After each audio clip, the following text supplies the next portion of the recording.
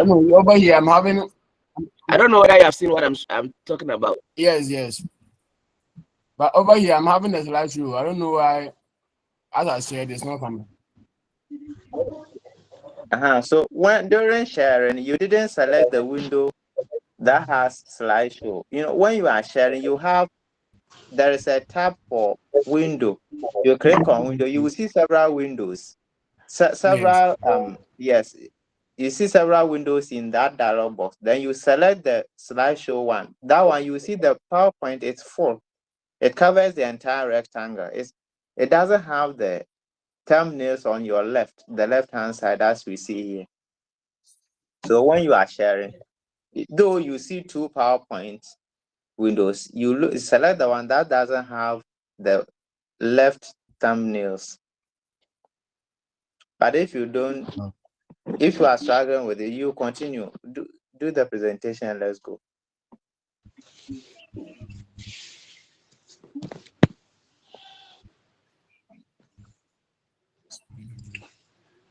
Your task was definition of curriculum implementation. Yes.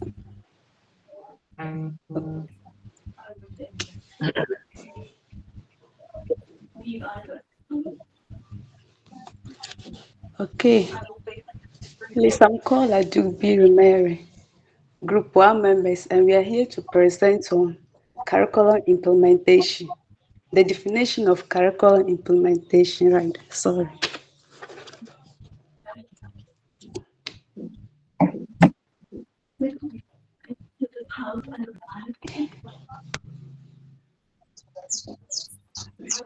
Okay.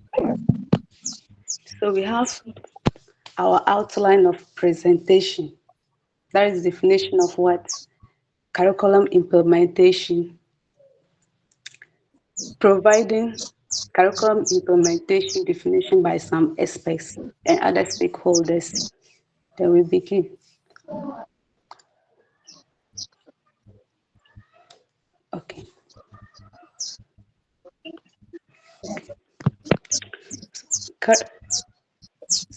Okay, to begin with, the definition of curriculum implementation.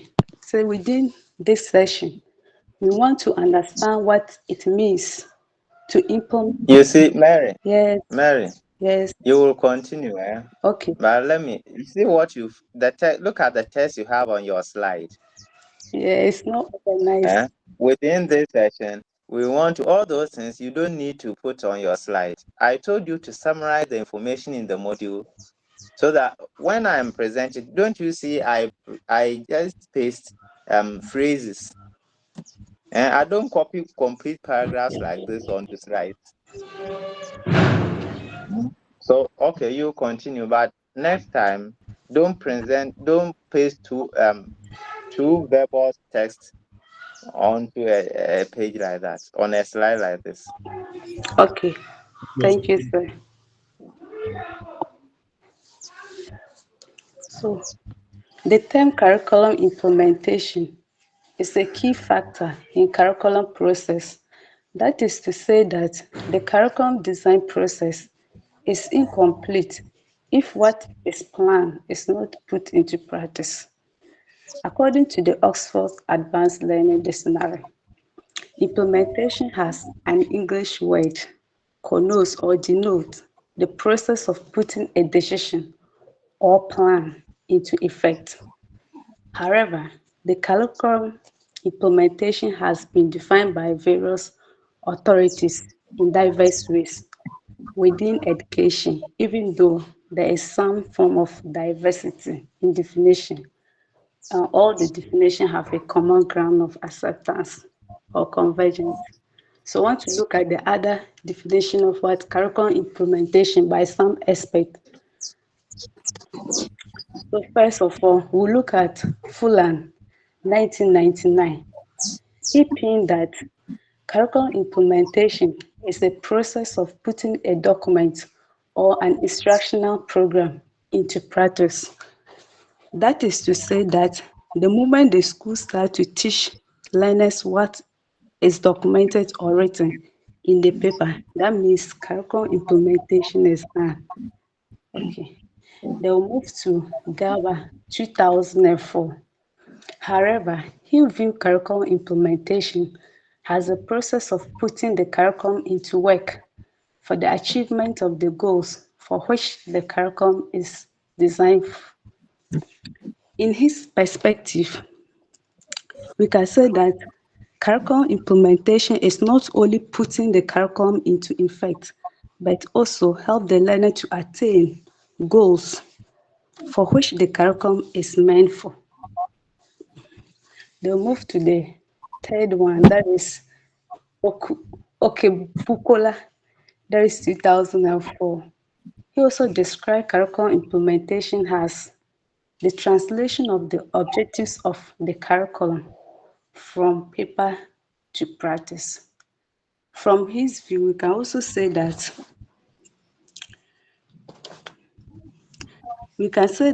being able to translate the purpose or the knowledge, the skills and attitudes to practice, that is what curriculum implementation. Other than that, you can't assume that your curriculum is being what implemented. They will move to okay. So we can say that from his okay, they'll move to the fourth person. That is Zumwalt 2012. He defined curriculum implementation as the practical application of theory into practice in a way that the eventual outcome is evidenced through the learner's performance in and outside the classroom. From his perspective, we can say that a curriculum implementation is successful if our behavior in and outside of the school setting depicts it. That means if you actually acquire knowledge in what is being learned, then we have to see it in your behavior that truly the curriculum is what work. Other than that, we can say that implementation has taken place successfully. They'll move to Bediako 2019. He defined curriculum implementation as how the planned or officially designed course of study is translated by the teacher into syllabus, schemes of work, and lessons to be delivered to students.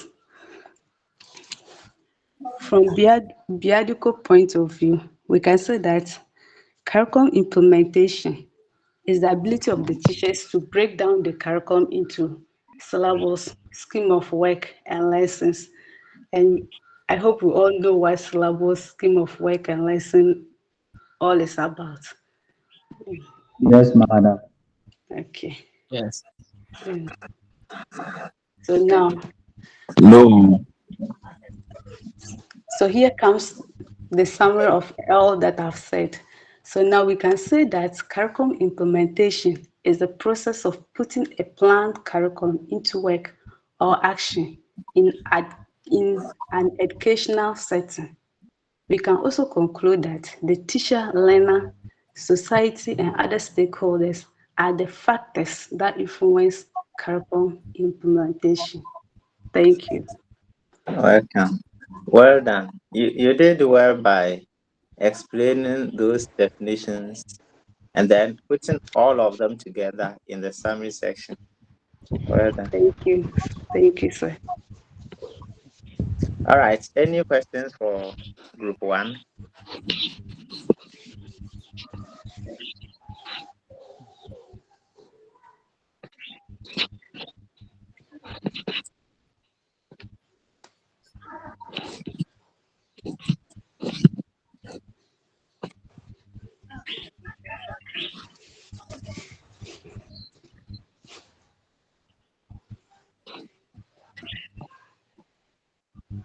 All right. I don't see any hands up, so it means their presentation is clear with us. So we shall proceed to group three. Thank you, sir. Welcome. Group three, are you here? Group three, are you here? Please, yeah, here. Very good. Start sharing your screen. You are presenting on definition of curriculum implementation model. Definition of curriculum implementation model. Buama Morgan. Please, if you are here, respond for me to know. Yes, sir. Yes. Okay. Then Oposuhima, are you here? Yes, please. All right. Let's see your screen and then hear you. So please, I've shared the screen. Okay. All right. Yeah, I can see. So continue. Proceed to your presentation. Okay. Okay, so we are presenting on curriculum implementation model. So before we start, our first group and second group define curriculum implementation. So from their presentation, we got to know that it is a blueprint or a guide. A curriculum implementation is a blueprint that helps teachers and other educational practices to implement curriculum or put curriculum into action. So let's move on to curriculum implementation model. Curriculum implementation model are the framework that describe how curricula are put into practice in educational setting. It guides educators, administrators, and stakeholders through the process of putting the curriculum into practice. These models help us to understand the different approaches, processes, and relationships involved when teachers and schools move from what's written on paper to what actually happens in the classroom. So we can say that curriculum implementation is the roadmap that helps educators, administrators, and stakeholders from the planning process to delivery in the classroom. Why the model matters? One, it clarifies what professional development, coaching, and support teachers need at different implementation. Two, it clarifies the roles and responsibilities for teachers and administrators. Three, it provides structured frameworks that translate curriculum into actual classroom practice, bridging the gap between planning and delivery. And the last one, it acknowledges that curriculum change is a process and not one-time event.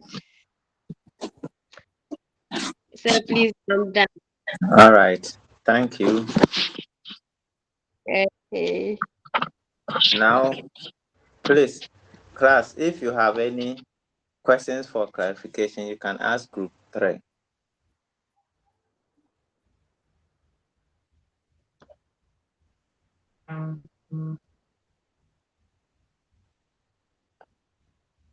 All right. If you don't have questions, then I will ask you. I'm putting a question to the rest of the class, not group 3. Okay. So, class, what is curriculum implementation model?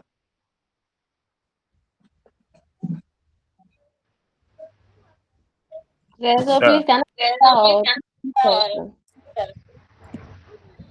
Please come again. Please, can I answer a different question? No.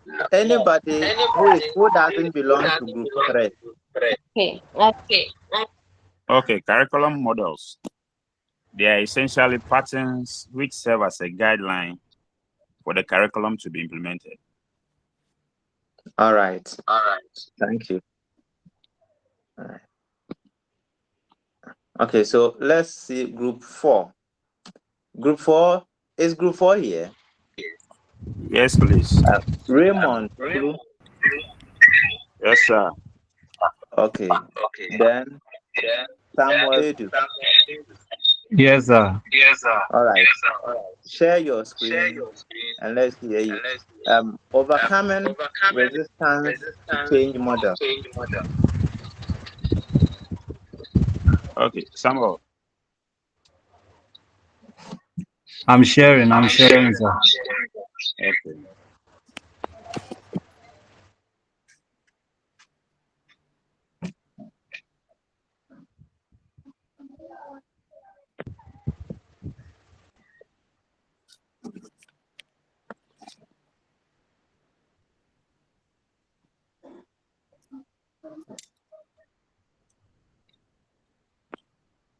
Okay, good afternoon, class. Good afternoon, sir. Okay, please. This afternoon we are presenting on overcoming resistance to change model.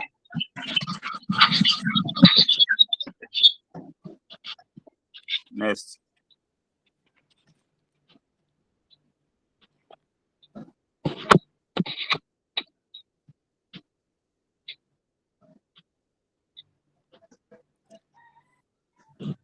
I have shared it. Oh, no one is here. We see your Samuel. first slide.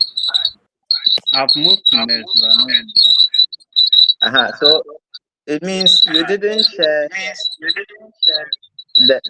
the one in slide mode.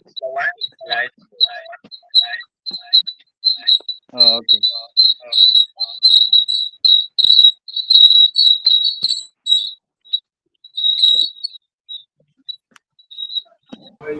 Raymond, please mute your microphone.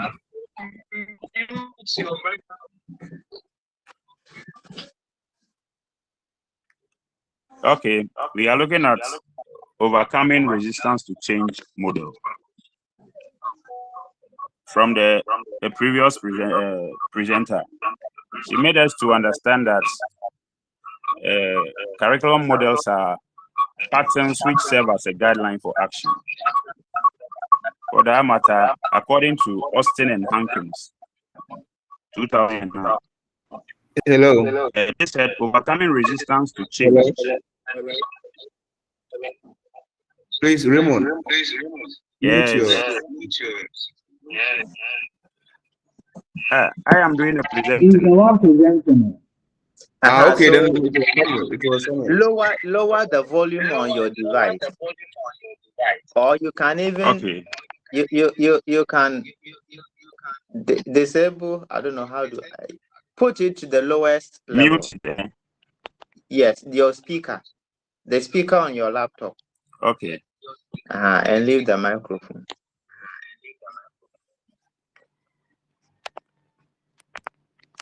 So we have seen that curriculum models are essentially patterns which serve as a guideline for action.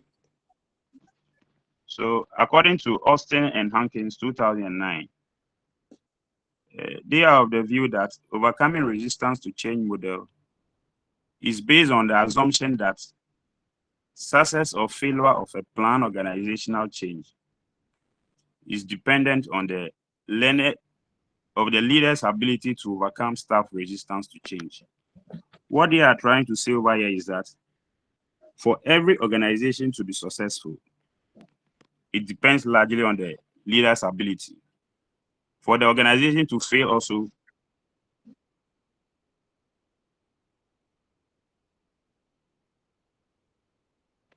depends.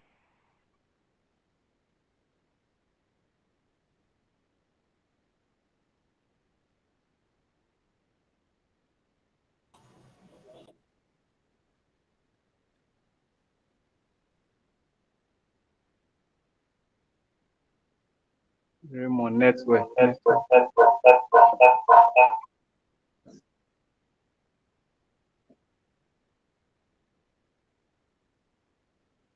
So Samuel Bedu, you can continue. You can continue to explain. I told you that all the people belonging to the same group should prepare so that when one is not available, the other can continue the presentation. I'm sharing mine, please.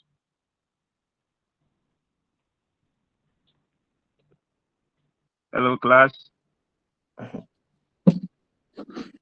Hello, sir. You see, while the other person has the screen shared, I don't think you'll be allowed to share yours too.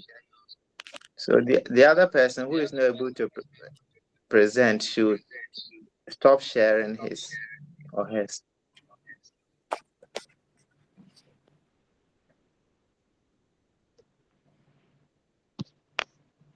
I cannot see my some. Okay, it's back now. Somebody. Okay, so Neil Gross is a proponent of this model, and then he said, overcoming. Say resistance is natural in every organization.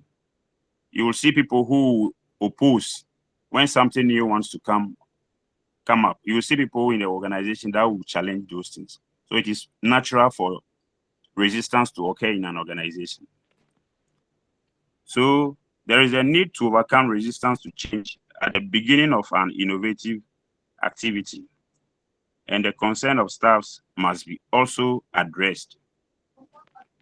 What this means is that for you to be able to overcome those resistance among your staff members, their concerns must also be valued in whatever decisions you are taking. So this model adopts both the empirical and planned change strategies. So we'll look at some of the empirical strategies. But first, let us know what empirical strategy means. They said empirical strategy is relying on collecting and analyzing data to inform decisions.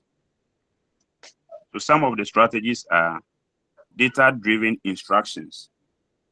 That's using students' performance data to inform teaching practices.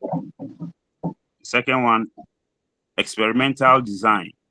That's testing new instructional methods or interventions.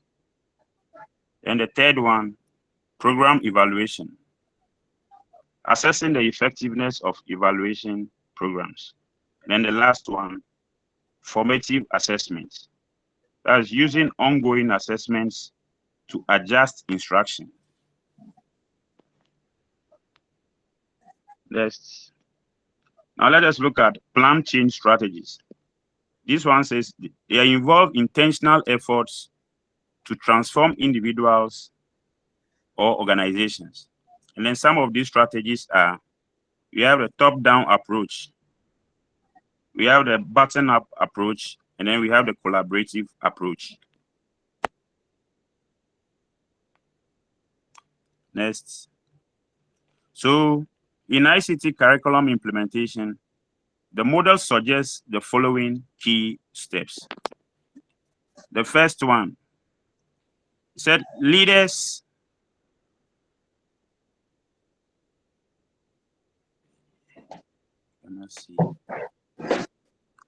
should provide advocacy about ICT curriculum change so as to address fears and doubts in ICT teachers and other stakeholders. What they are trying to say here is that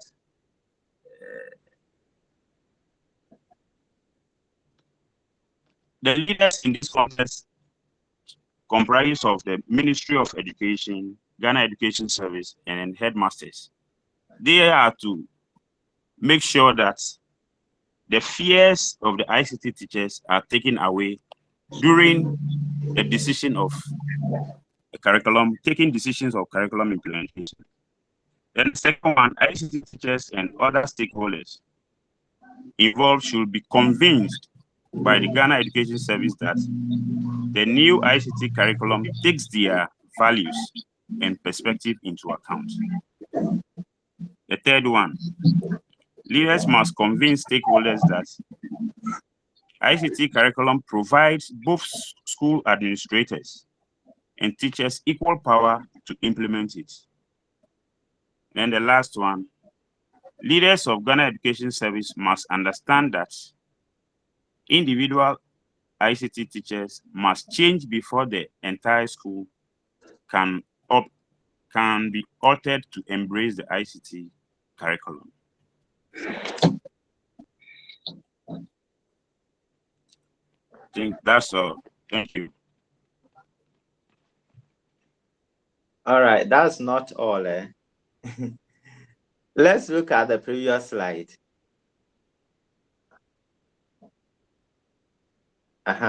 Now, I'm asking a question to all of you, not only the presenters, all of you. Any of you can share ideas.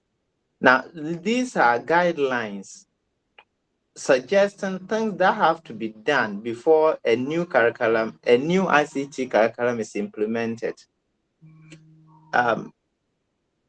During implementation of the recent new ICT curriculum, with particular reference to basic schools, did we notice some of these guidelines implemented? From your own experience, did you notice some of these?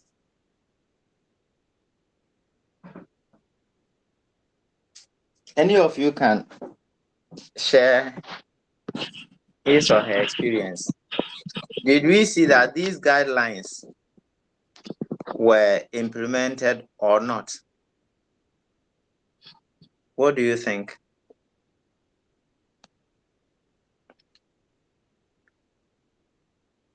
Oh, I didn't tell you to take off the slide. We are discussing the guidelines here. Now, the idea is that when a new curriculum is to be implemented, people naturally resist change. The new curriculum that is coming is a change. It is bringing a change in the existing curriculum. So teachers naturally would resist. Some of them would not be comfortable. Because of that, they are feeling whatever is causing them to be uncomfortable with the new things that are coming, higher authorities would have to deal with those challenges, those negative feelings, to calm them in order to accept the change that is coming. And I'm asking that some of the advice or the guidelines given here, for instance, the first one says leaders must advocate, leaders should provide advocacy about ICT curriculum change so as to address fears or doubts of ICT teachers and other stakeholders. So before the new curriculum is implemented, people in higher authority should advocate for the curriculum, or they should enlighten teachers who are the grassroots implementers about the curriculum, so that their doubts will be cleared before the actual implementation takes place. Some of you are teaching in basic schools already. And so I'm asking you that when the new curriculum, the new ICT curriculum or computing curriculum at the basic school was brought or was being implemented, did this guideline, was it done or not? Okay, so I see one hand. Frederick Mensah, let's hear your experience. Sir, for my experience, I think various in-service training were implemented. Teachers were made to attend various workshops, and they were introduced to how this new curriculum will work. I believe that was a response to reduce the fear in teachers. Okay, thank you very much. Misty, you also raised a hand. Yes, sir. I actually wanted to say what my brother said. So All right. before the implementation of the new curriculum, teachers were given in-service training to know how they will handle the computing as a subject in the new curriculum. Thank you. All right. All right. So you can, as you read, you analyze some of the guidelines like this. You ask yourself, you compare and contrast to what is actually happening in GES and see whether some of these guidelines are being um, implemented or not. All right. So this is about overcoming resistance to change. When a new curriculum is coming up, it's natural that the staff in the education sector that would be affected would have some resistance. They would be uncomfortable with the new things that are coming. Some of them, from my observation, some teachers were not comfortable with the new computing curriculum because at the time, people who were teaching ICT were not really ICT trained. But because they were able to use computers, they felt they were comfortable teaching ICT. But when the new computing curriculum came, looking at the content in it, many people who were teaching ICT anyway were uncomfortable because this time they had to prepare to teach some programming and other things that they were not familiar with. So it was natural that some of these people would resist such an intervention or such curriculum. So the advice is that when we also become part of the authorities leading educational change, then whenever we are bringing new curricula, we should bear in mind that people who are at the grassroots have natural tendency to resist. And so we have to do everything possible to address those negative feelings before the actual implementation takes off. All right, we'll go to group 5. Metal Efum Inusa, are you here? Is Metal Inusa here? Samuel Odro. I'm here, sir. Samuel, where is your counterpart? No, sir, this is Metal. Metal. So where is Samuel? He's here. Someone is here. But when I mentioned names, there were no responses. All right. Then start sharing your screen. You are going to present an organizational developmental model. Yes, please, sir.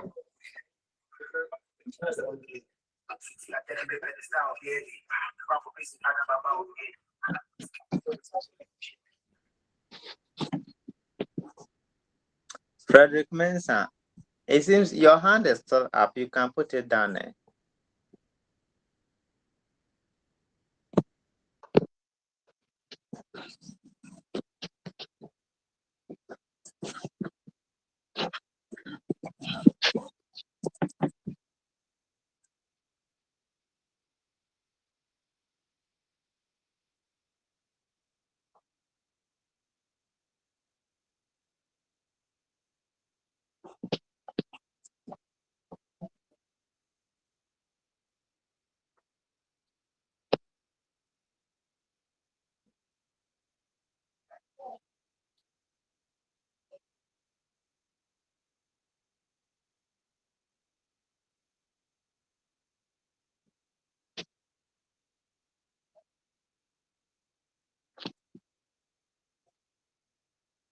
We are listening on the presenter.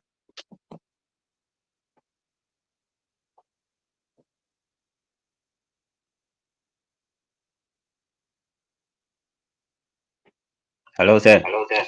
Yeah. Uh, my microphone is not working on my PC, so I'm using the phone to present. Okay, no problem. But we can hear you. Is it? Are you talking through the phone? Yes, please. Okay, we can hear you. In that case, lower the volume on your laptop because it's giving feedback. Okay. Please, is it okay now? Yes. All right. So group 5, we are presenting on the models of curriculum implementation in ICT. That's organizational development model, to be specific. So organizational development refers to the various ways to increase the productivity and effectiveness of an organization in schools. So with this model, it tries to tell us that all the planned ways an organization, like the school, tries to make itself better and more effective one. So this model was developed by Richard and Matthew Mouse in the year 1970. And with they came up with an emphasis, which is a top to down approach. And with this one, it says that the curriculum changes are planned and introduced by people in higher position. For example, let's say the Ministry of Education decide on the new teaching method and the teachers must follow. And he also talks about the organizational culture. And with the organizational culture, the model believes that the school values and attitude also affect how well the curriculum will be implemented.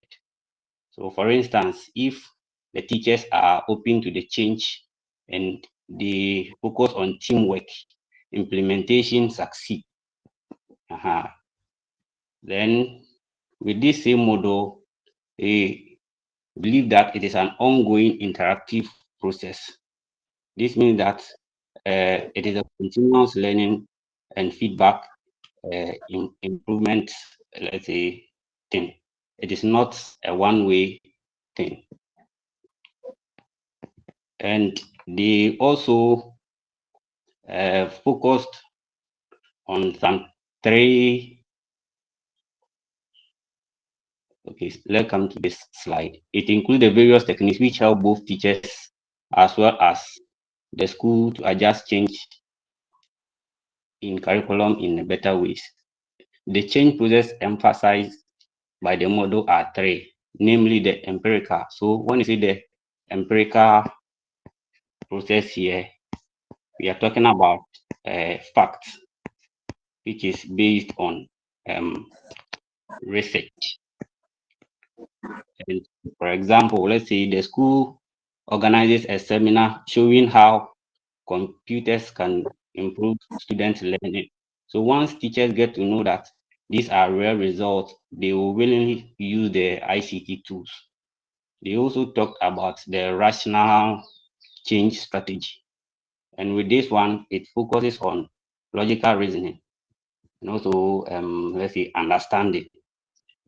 So for instance, the head teacher explain or the educational directorate explain to teachers how the new curriculum will help students to develop digital skills for their future. And when the teachers get understand this purpose, I think that they will cooperate more easily. They also talked about the planned change strategies. And with the planned change strategy, it involves step-by-step action that are deliberately introduced in the new curriculum. So it doesn't happen on a go. It has to take time. That's why I say that planned change strategy. So for instance, the school needs to train teachers on how to use, let's say, computers. Some teachers may be teaching ICT, but they may be born before computers. So we need to train these teachers, then introduce the new ICT lessons gradually. So with that, they will adapt to that and monitor the progress. And in our next slide, see that the focus of the model suggests that ICT curriculum implementation can be carried out in the following ways.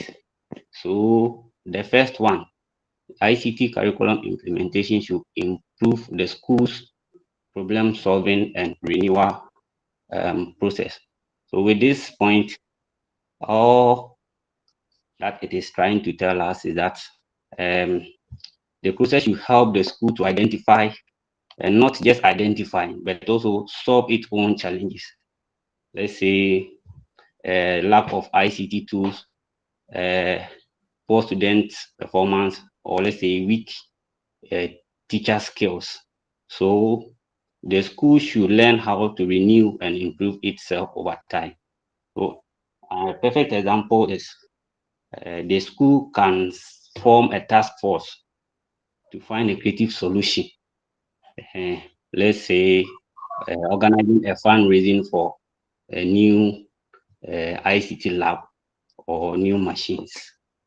And the point two says that ICT curriculum implementation should be emphasized on teamwork among stakeholders. Here, the Ghana Education Service, head of schools, ICT teachers, and the culture of the school. So with this one, it requires teamwork between all stakeholders. And the GES provides the policies, the head teachers also coordinate, and the teachers put the changes into practice. And the point three says that ICT curriculum implementation should be treated as an ongoing and interactive process. So with this one, it never ends. It shouldn't be, let's say, a one-term or a one-day thing.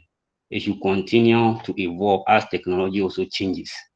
And let's say the introduction of this ICT lesson, teachers must meet and also discuss the challenges and suggest improvement for the next lesson or the next term. And point four, institutional leaders should conscientize and encourage ICT teachers that there will always be new programs in ICT, new materials for ICT, and methods in ICT to try out. This will make teachers minded to implement curriculum change. So leaders here should prepare the teacher's mind for constant change in the ICT world. And this will help the teachers to be innovative and also open-minded and ready to try any new teaching tool or let's say technique or software. So that the head teacher can do so by encouraging the teachers to learn new, let's say, coding tools or online learning apps each term. And this mindset keeps them creative and they will adapt or adjust to the new changing water. In our next slide, Bernard later also defined the organizational developmental model as a model that appraises the organization, that is the school's ability as a team and fit the need of its members, that is the teachers, parents, and other stakeholders. So with Bernard, he defined the model as a model that evaluates how well an organization. So when you see the organization here, we are talking about the school. The school work together as a team and how well it meets the need of its members, including when you say the members, the teachers, the students, and the parents and stakeholders at large. So according to Bernard, the model focuses on the following practices to foster ICT curriculum implementation. So the first one to talk about is the supervisory behavior of heads of schools and ICT mentors. So the model stress that supervision should be supportive. It shouldn't be like controlling. So head of schools and department must guide and encourage the teachers rather than just monitoring them to perform the task. And it also, let's say, effective supervision will help the teachers to understand the new ICT content in particular and how using the material as well as staying confident. It also says that teamwork among teachers and between teachers and school management. So the organizational developmental model, that is the OD model, it promotes collaboration at all levels. So teamwork is the heart of this model, and ICT teachers should work together by sharing the strategies, lesson plans, and also challenges they do face when they are handling their subject. And the third one is that confidence, trust, and communication among and between ICT teachers and school management. So this model highlights that good communication and let's say mutual trust are essential for successful implementation of the ICT curriculum. So when teachers trust their leaders and the leaders respect the teacher's opinion, there is a better working environment for the implementation of the ICT curriculum.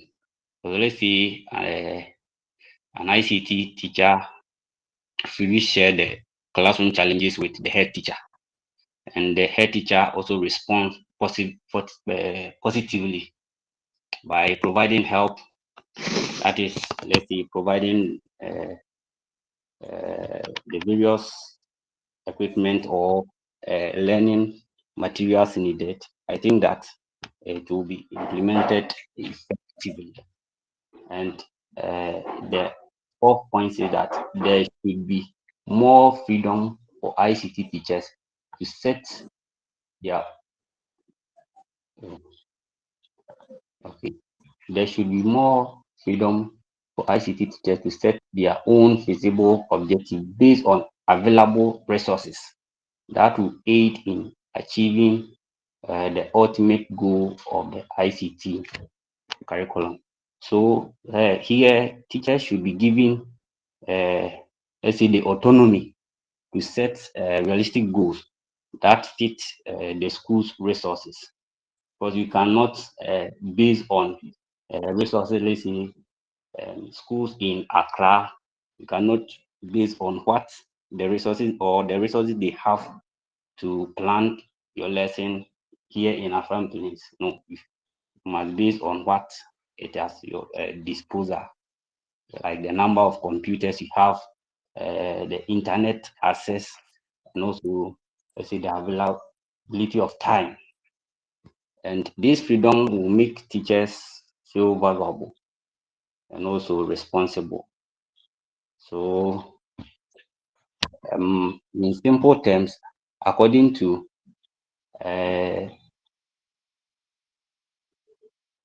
next slide. So, in effect, Mandukin is the name explain that the organizational development model attempt to answer four main questions related to ICT curriculum, which both curriculum development and implementation authorities as well as teachers must consider. So let's look at these questions. So the first one, where are we in the teaching and learning of ICT? So with this question, The main focus is on assessment of the current situation, knowing the school's starting point. And with this, it will help to identify the strengths and the weakness of the teaching and learning of ICT. So the next one says, where do we want to go in the teaching and learning of ICT? So with this this question sets a goal or a vision, that is the school aim to achieve with ICT education. And it also encourages the school to define clear objective for improvement. So for example, let's say all ICT teachers will be trained in programming and robotics. And also, let's say each student will be able to type, and not just type, the internet and also use the basic software. So this one, it gives a clear direction for the ICT curriculum and how will we get there in terms of teaching and learning. With this one too, it deals with strategies or planning, and with this one, the steps and action to reach the goals. It involves the decision about the resources, and not just the resources, about the training and also the teaching method. So with this one, you can organize workshop for the teachers, purchase more computers and projectors, or any learning material that are needed to implement this new curriculum. And the last one to talk about is how will we know when we get there in terms of teaching and learning of ICT. With this, it is about evolution and how to monitor. That is checking whether the goals have been achieved. So with this one, the school must measure progress and also results using clear indicators. So, for example, the school evaluates the access. The school can evaluate the success by, let's say, checking one, the student, that is the student ICT exam results, and also their practical skills. And also the school can also evaluate the success by also checking the teacher's ability to use modern ICT tools. And after that, feedback from the students and parents also will help well. So I think we are done with our presentation. Okay, thank you very much. That's a very lengthy presentation, but you've done well. I like how you explained them. Okay. Well done. So, colleagues, if you have any questions for me, you can raise your hand.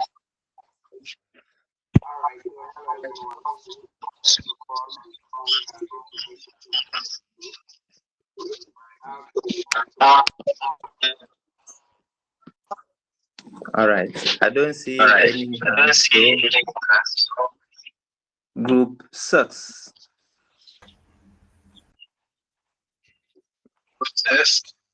Group 6. Prepare. Okay, that is group 6. Okay, so group 6. The members are Shadrach Asamoah. Are you here? Yes, please. Okay, and then Vincentia.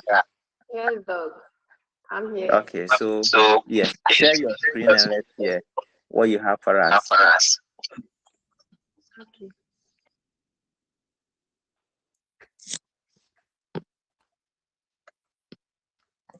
Hello there. Yes. Before they present group 5, the name is Odru Emmanuel.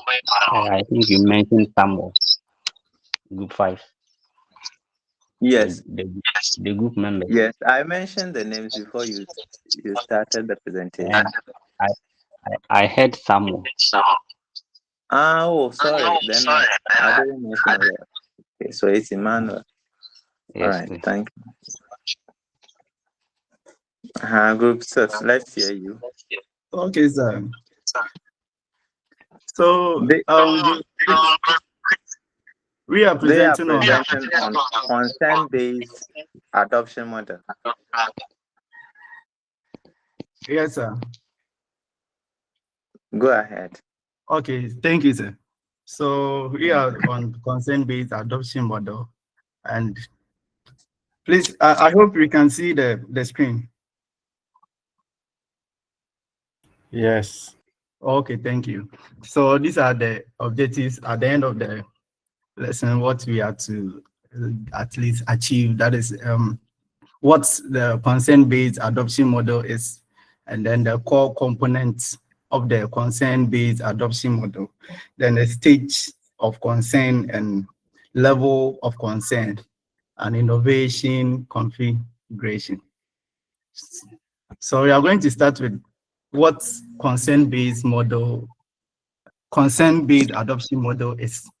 So it says that the consent-based adoption model, CBAM, is a theoretical model for facilitating change that help leaders and researchers understand, lead, and monitor the complex process of change in education. So when you look at the second, it says that it is developed to help understand how individual and organization adapt and implement innovation, that is new innovation. So anytime there is a new innovation or there is a new technology in the system, how the organization or the individuals are able to adapt to it and how they are able to use it. So you see that it focuses on the feeling, behavior, and practice of individuals as they engage with new innovations such as new technologies, teaching methods, and so we are going to look at the core components of the consent-based adoption model. That is, we have the stage of consent, that is the SOC, and then level of use, and the innovation configuration. Now, when we talk of stage of consent, what does it mean? It says that this stage enables leaders to identify staff members' attitude and beliefs towards a new program or initiative. So anytime there is a new program or a new curriculum or a new technology in the system, I mean, this consent-based model or this consent-based, the consent state, the stage of consent is going to help us or the leaders in order to help us to identify the behavior and the attitude of the teachers towards it, how they are going to accept it, how they are going to use it, their beliefs and their concerns about it. So we have some of the stages, which is the 0 stage, that is the awareness. Then stage 1, that is informational. Stage 2, that is personal. Then stage 3, we have management. Stage 4, we have consequences. Stage 5, we have collaboration. And the last stage, which is refocusing.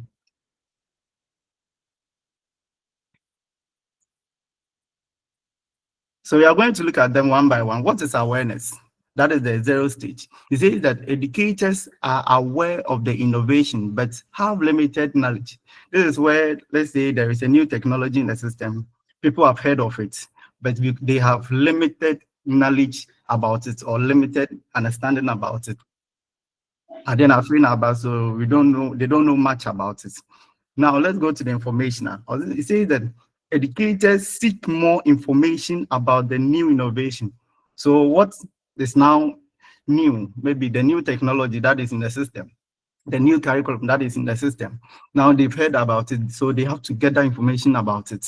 They have to seek for more information about the thing. Then we go to the personal, that is the second stage. You say the educator consider the impact on themselves and their teaching practice. So now the person is going to look at, after the person has gathered all the information, he's going to look at the impact that this new innovation is going to have on himself or his or her teaching practice. So he's going to analyze all these things. Now we go to them. After that, we are going to look at the management. So the management, what is it? You say the educator focuses on logistics and management of the innovation. Then we go to the consequences. What is the consequences?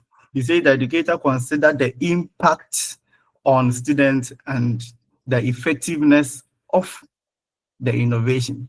So now the person has gotten the concepts. So he's now going to look at the impact on the students, the results, what the new technology or the new innovation is going to bring when he uses it on the student.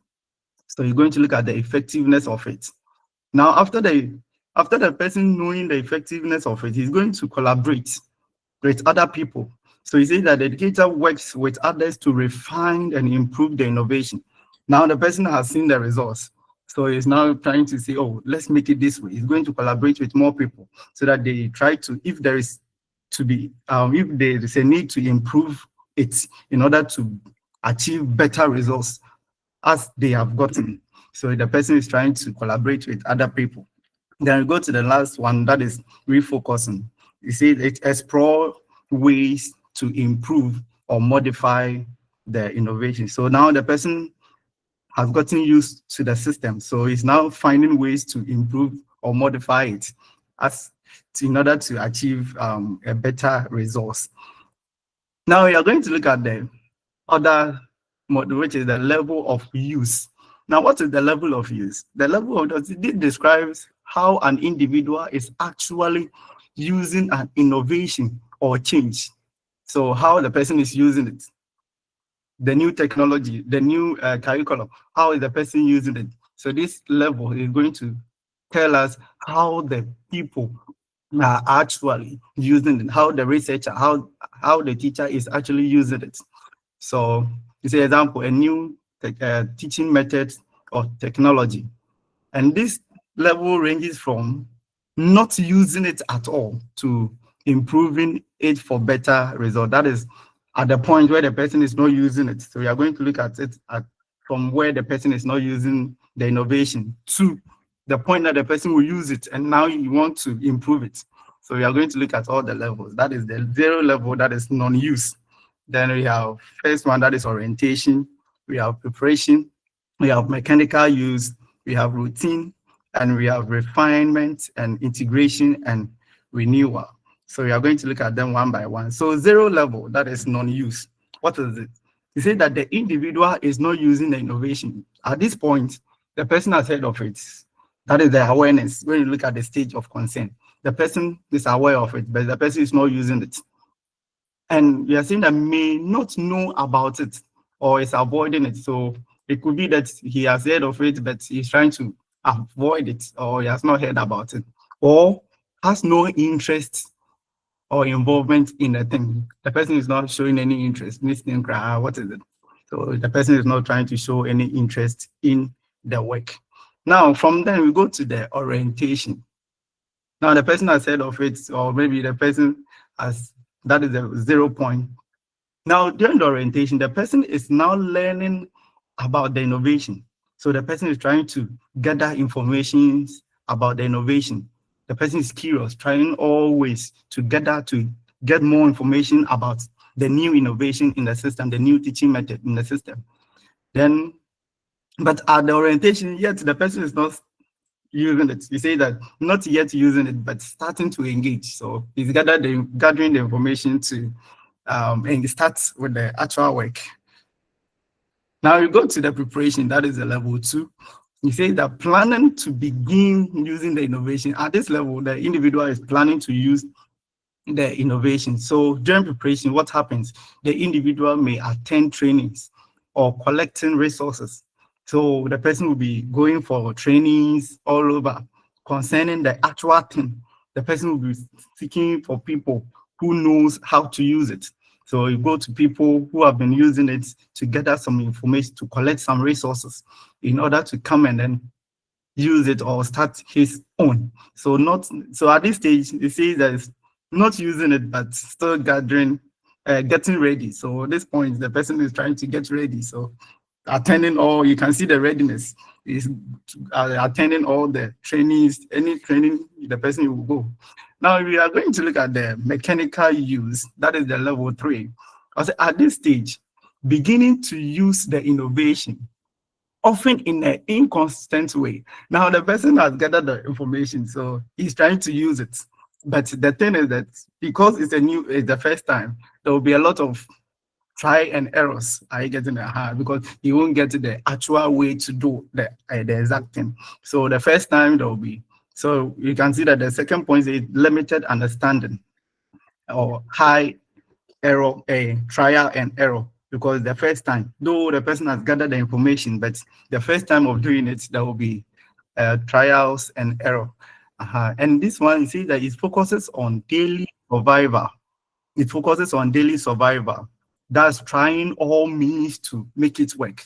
Because you see how the person is trying to, because it's the first time, the person is trying all means to make the work, successful.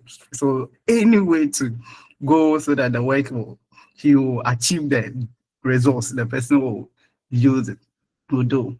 Now let's look at the level 4. The level 4 has been grouped into A and B.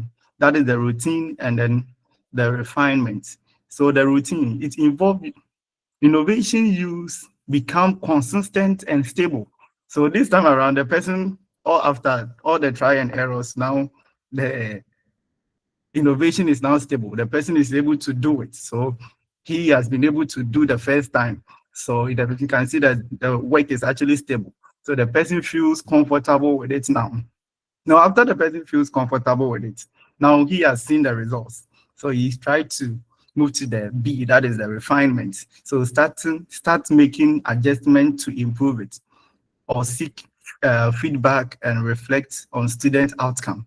So now that the thing is stable, now he's comfortable with it, he's now trying to look at the ways to improve it, or seek feedback and reflect on student outcomes. And also after teaching, using the new method to teach, he's now looking at the outcome where the student able to, after the results, he saw that, oh, let's say 60% of the class were able to get, let's say 80%. So he has seen the feedback, he has seen the outcome.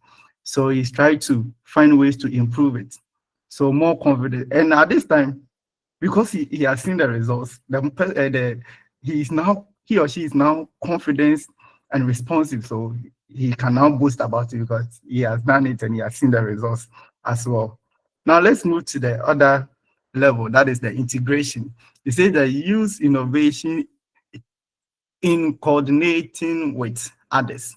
So now he's going to collaborate with others in order to work on the new innovation. So collaborative, team-based, and implementation. So there will be a team-based. He's going to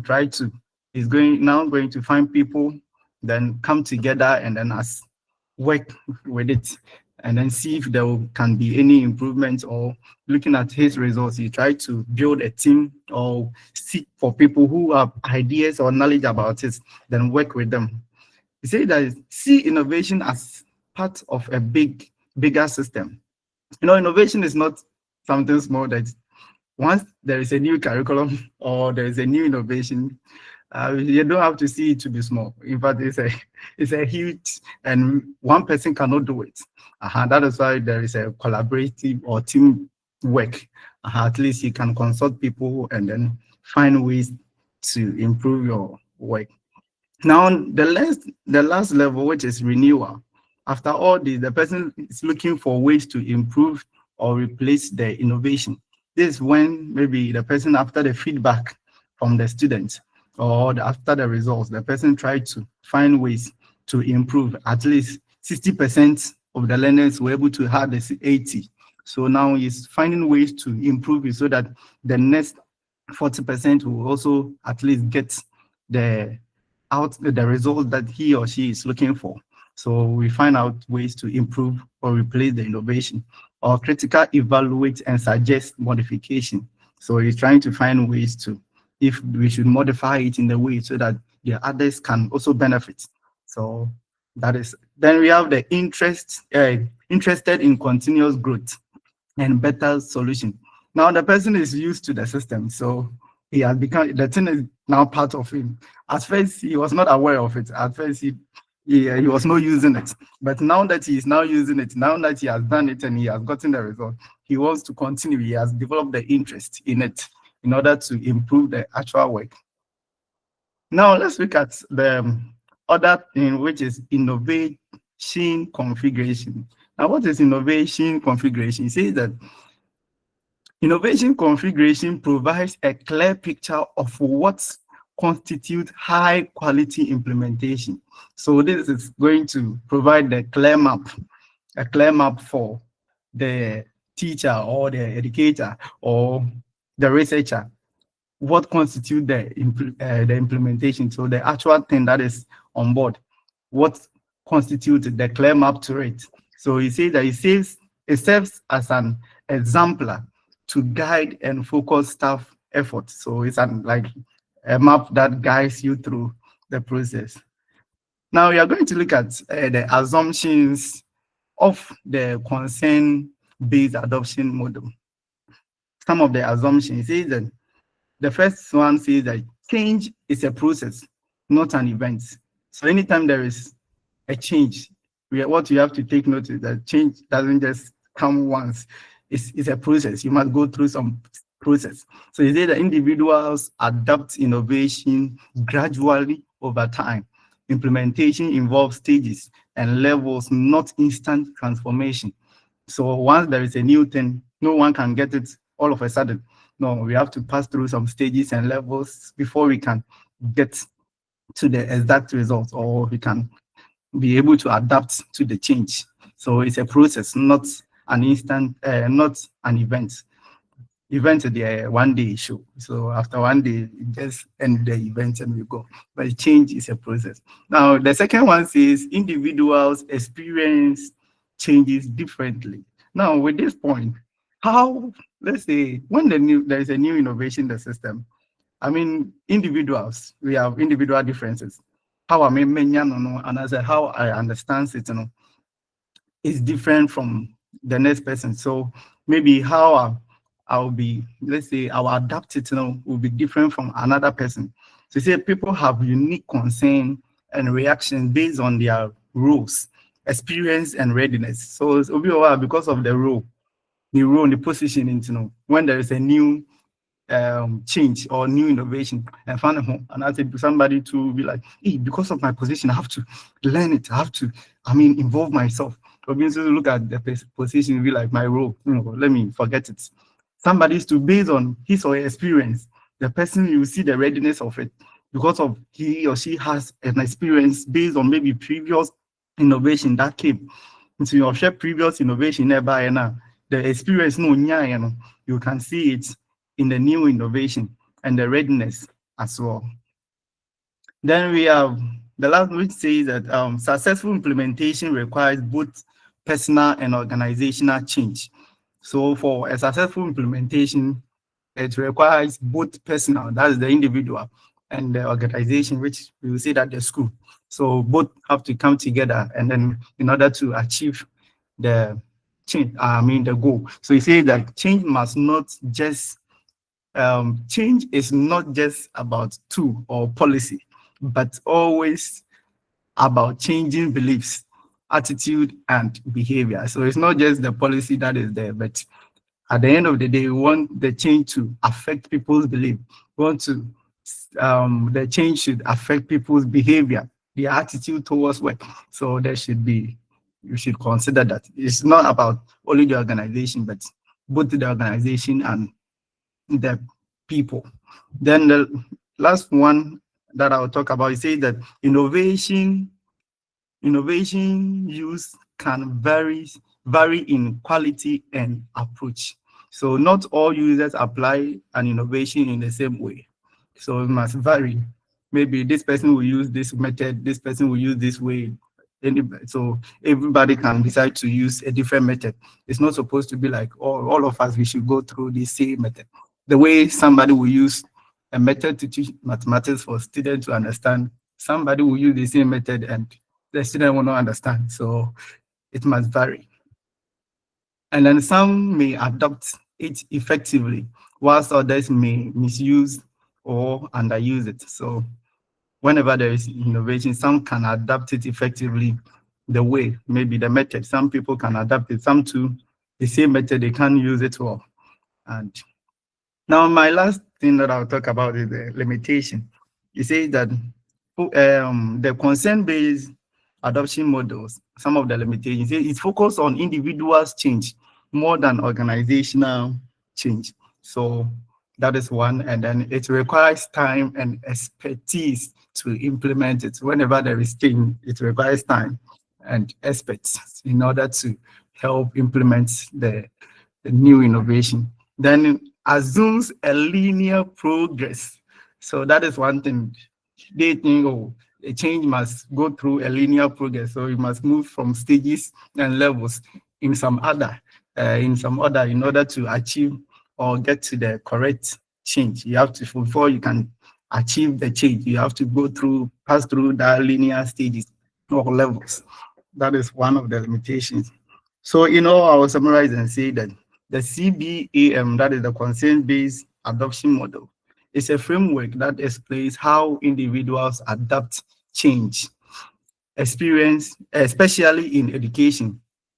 It focuses on people's feeling, that is stage of consent, how they use the change, that is level of use, and how the change is applied in practice, that is innovation configuration.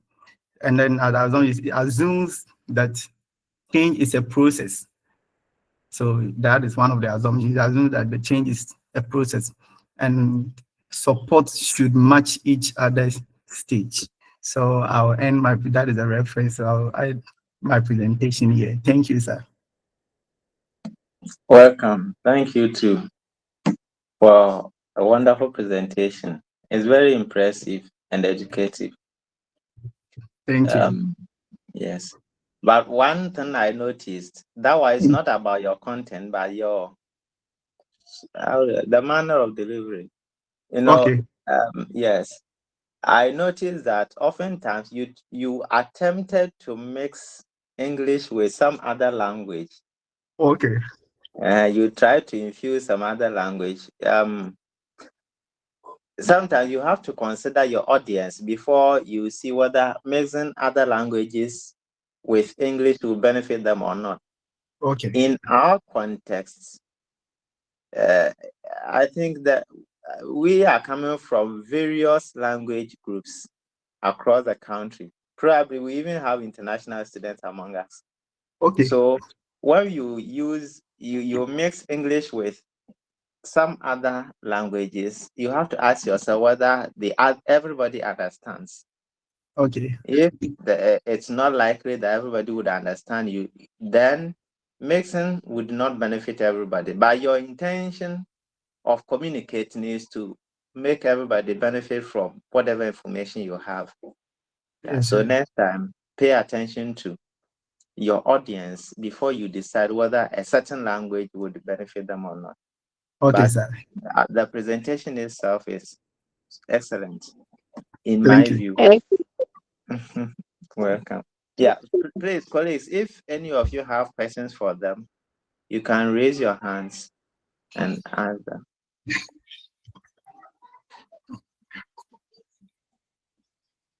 All right, it seems there are no hands. So please stop sharing your screen.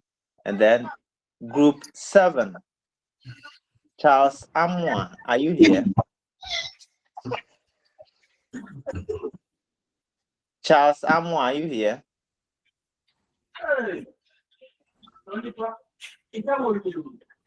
Festus Nate, are you here? Yes, sir. Where is Charles Amwa? Sir, I spoke to him this morning, but I think he was having some network challenges. I've been trying to reach him, but it's not going through. So, did you agree that you should present alone? Oh yeah, I was the one supposed to present and share the screen. Rather, you work as a team. So even if one person is presenting, the other should be there to handle questions. That's the instruction I gave you. All right, share your screen and let's see what you can do. It means I will score you alone, but the other person will not have a score. Charles Samuel will not have a score. So please, should I proceed? Have you shared your screen? So please, I'm sharing. So share and do the presentation. You are presenting on systems model. Yes, sir. So let's hear you. So please, can you see my screen? Yes, it's coming. Yes. Okay, so we are group 7, and my brother Amwa Charles and I, Festus Nati, will be presenting on the systems model of ICT curriculum implementation. And this is what we are going to cover. We are going to look at the definition of a system, open and closed systems, then the systems model in detail, the change strategies involved in ICT curriculum implementation when it comes to the system model, then some key assumptions, key players, and then conclusion. So first of all, we define what a system is. A system is a group of interacting or interrelated elements that act according to a set of rules to form a unified whole. So here we can see that for something to be called a system, it needs to have different elements that interact to achieve a common goal. And the word system comes from the Latin word systema, meaning an organized whole, a composite whole, or complex of parts. Okay, so there are two main types of systems that we'll look at under this systems model. We have the open and closed systems, which according to Einstein and Hankins. Okay, so according to Einstein and Hankins, a system can be closed or open.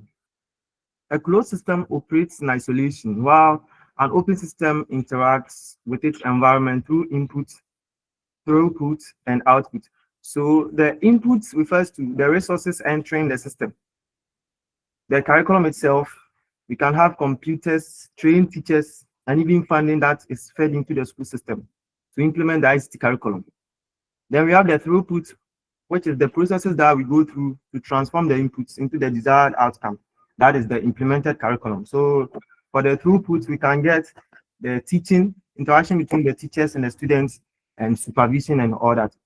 Then finally, the output, which is the desired outcome, a fully implemented curriculum, and then enhanced learning outcomes. So the systems model in detail. Please, can I be heard? Hello? Yes, we can hear you. Yes, please. Okay. So the systems model in detail. The systems model views the school as a set of interconnected but separate parts. My screen is gone, or it's only my side. You can't see my screen. Yes, you can see. Yes.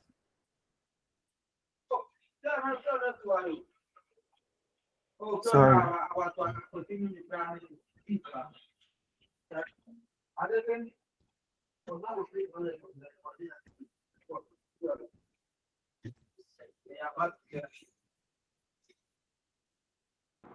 Yeah, it's not coming. Okay. So the systems model views the school as a set of interconnected but separate parts working toward a common educational purpose. So it treats the school as an organization that functions through relationships among departments, units, and individuals. It was developed by Laquette and Adres, who emphasized how organizational parts must interact harmoniously for effective functioning. In the context of ICT curriculum implementation, it means that teachers, administrators, and policy bodies must work interdependently to achieve a meaningful implementation of the ICT curriculum. So here, it basically means that to implement the ICT curriculum effectively, all hands should be on deck. We need to get the collaboration between the administration, teachers, and students, and even parents. I hope it's clear here. Okay, so some change strategies in the systems model. These are the actions taken to move from the current state, that is the old curriculum, to the desired state, That's the new implemented curriculum. And there are three change strategies here. The first one is the normative strategy. So the normative strategy focuses on changing the norms and values and even the attitudes of the people involved. So we want to change the attitude of teachers and even administrators. And by communicating with them, collaborating with them, and sharing ideas with them. And why do we do this? We are doing this so that they will see the new curriculum as the desirable way of doing things. They have to see the need to move from the old curriculum to the new one that we are trying to implement. And then the rationale involves research and presenting empirical evidence, clear, well-researched information to convince these teachers that yes, this is the curriculum that is better for us now. And it's more efficient than the old one. And that's why we should move away from it. Then the planned change strategy means that the curriculum implementation is not just random, okay, but then it has been structured. It has organized steps with defined goals and timelines. Okay, so we move to key assumptions of the systems model. And there are three main assumptions here. The first one is that the school organization is composed of parts, units, and departments. Yes. Then we also have linkages between people and groups at the school. So no one in the school system works in isolation. Everybody interacts with the other in the school. Then we also have curriculum implementation consists of corrective and collective actions. This means that as problems arise in the implementation process, we have to collectively, that is, we have to come together to find solutions to correct these problems that will arise. And then we have key players in the systems model.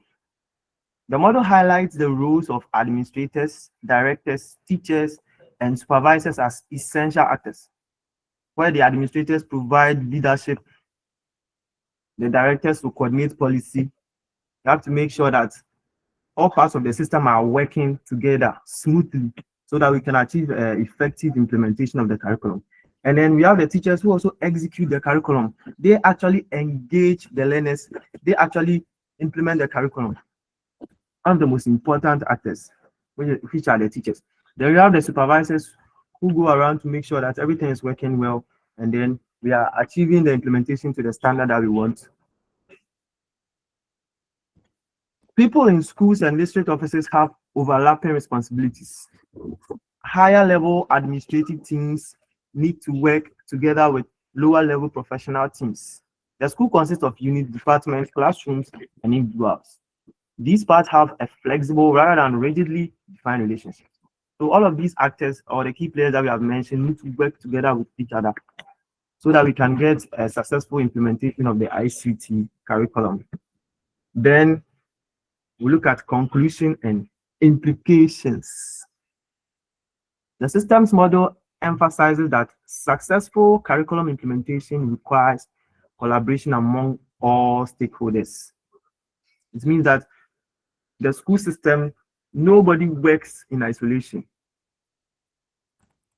The Ghana Education Service cannot manage ICT curriculum changes alone. Principals, school management teams, and teachers must work together. Since it's a system, everyone must work together. Then finally, curriculum change should be viewed as a win-win process. The win-win process means that since we are working together with everybody, no one is left behind. And then everyone wins in the end. And also, implementation is continuous rather than static.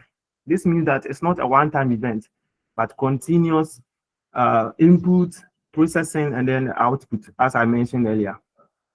Okay, so these are our references, and then the end of my presentation. Thank you. Thank you too. All right, well done. Colleague, if you have any question, you raise your hand. If you have any question for them regarding systems model, you can raise your hand. Then, all right, no hands are coming, so let's proceed to group 8. Alex Ewa Bafo, are you here? Alex Bafo Ewa. Alex Bafo Ewa, are you here? Okay, Alex is not here. Absent. Ata Senior Anaho. Hello, sir. Sir, I'm around. I'm here. Who are you? Bafo. But I mentioned your name severally. You didn't I was having network problem. Okay. Sorry. Okay. So what about Ata Senior? Sir, I'm here. Yeah, he's here. All right. Okay. So, Bawa, you proceed then. You are presenting on educational change model. Yes, sir.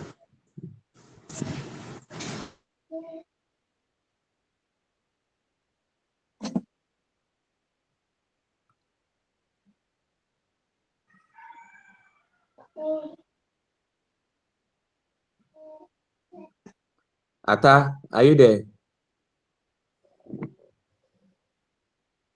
Yes, I'm there. You continue.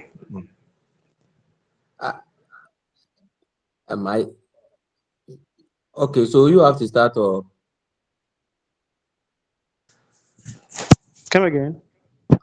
I said you have to start. You just start, and then I will come in. Oh, wow, you can start. Oh, I can. I can. But you don't have the PDF. Yeah, I have. Open it. Okay. This is group 8. Presenting on the educational change model. Yeah. Okay. The group member we have Alex Bafo and now Please, the one talking. Start. We cannot hear you clearly. It seems either your microphone is far away or something like that. And then we also have feedback indicating that your speaker is on. So turn off the speaker on your device. If you are using two devices, maybe a phone and a laptop, turn off the speaker on the laptop.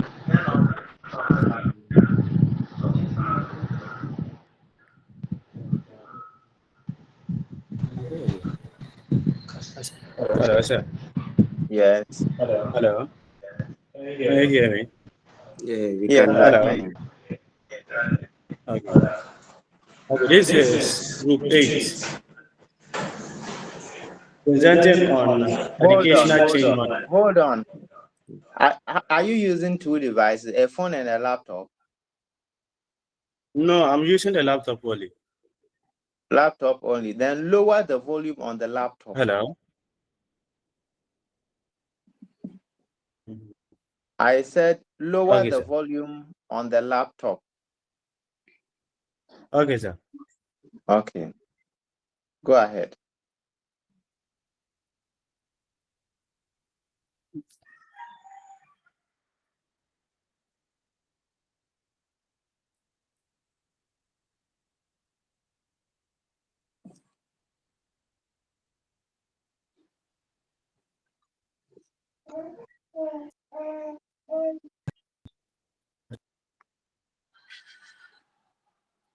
Hello. Yeah. Can you hear me? Yes. Continue.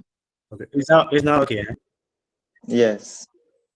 Okay, this is group 8 presenting on educational change model. Okay, so first of all, we are going to look at the definition of educational change model. Yeah.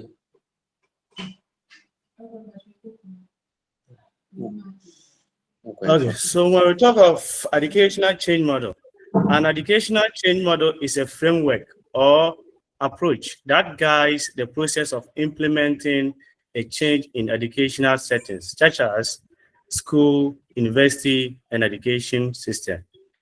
So this model is talking about how the changes is being done in implementing the curriculum in the educational system. Okay, so we are moving on to the points on this educational model. So the first point is talking about the educational model change the educational change model for curriculum implementation was developed by Fulan in 1982. So he was the one who developed or who established this model. So he is called Fulan Michael. And then this model was established in 1982. And then according to Fulan, he came out with an assumptions, and the assumptions are the needs, the clarity, some complexity and quality of programs. And he also talked about the key players in the educational change model. And then he said the key players are administrators, teachers, students, school board management, community members, and government. So these are the key players in the educational change model. Without them, the functionality of this educational model will be difficult. So he also emphasized on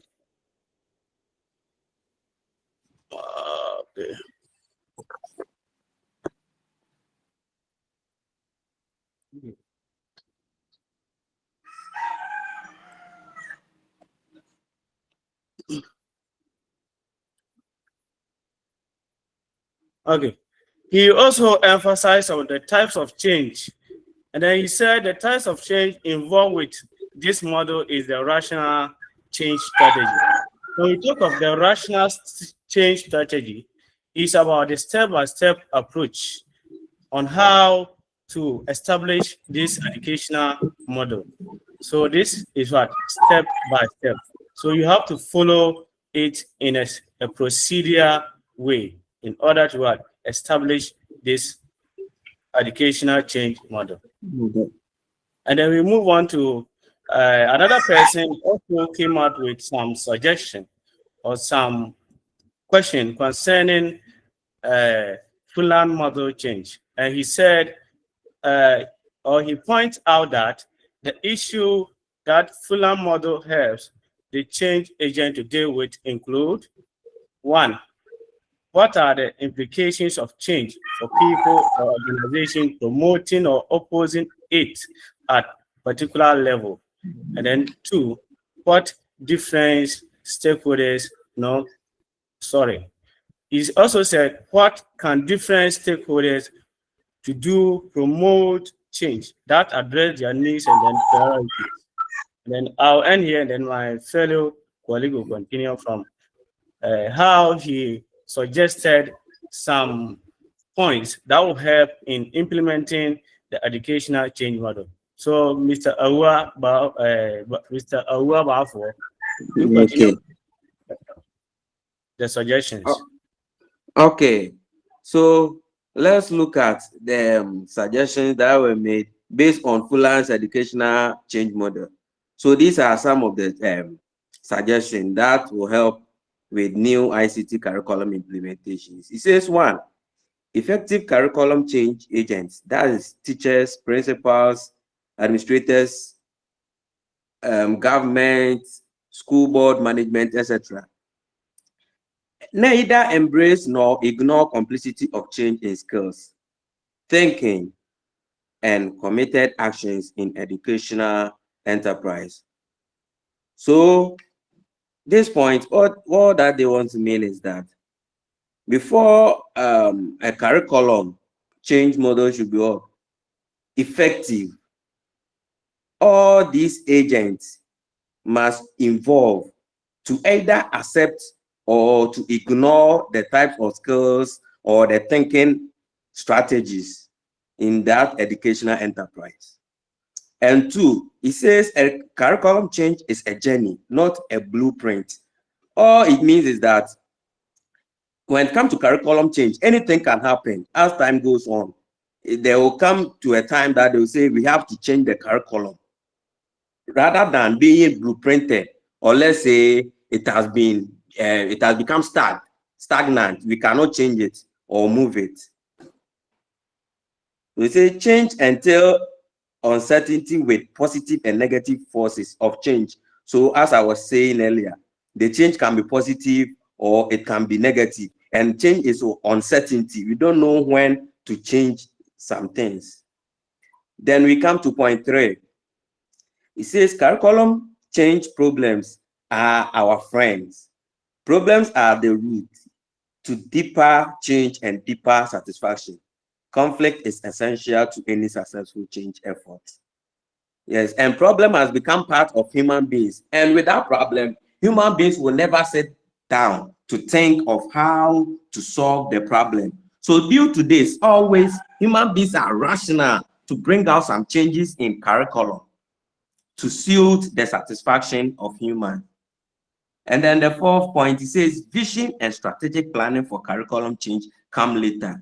Because as I said earlier, as we move on, the curriculum will be changing and changing. So you see that the visions and then the strategic of it is not yet been approved or gotten to. So you see that as time goes on, the vision and the strategic will be coming last because always there will be changes. The 5th point says individualism and collectivism must have equal power. So since all the stakeholders has come together to bring out some changes in the curriculum, therefore no one is being served as the superior or the inferior. All the stakeholders become one and then do the problem or solve the problem at hand.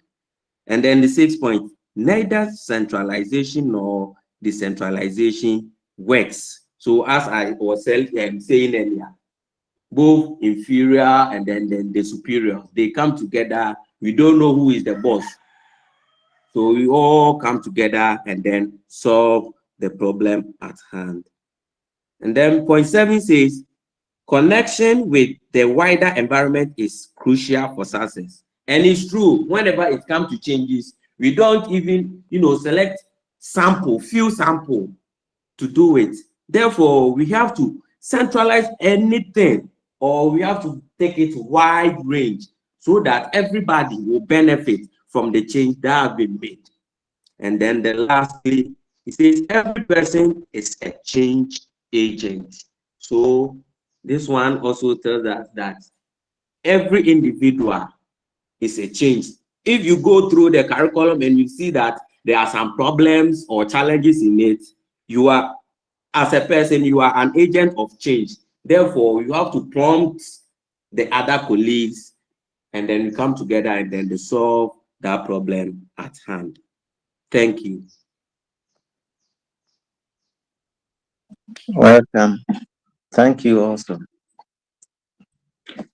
Okay, Chris. Yeah, Your hand is please. up. Let's hear you. Please, I want the first presenter, is it senior? He should go to his last point on the last slide before Bafo. I want us to check something.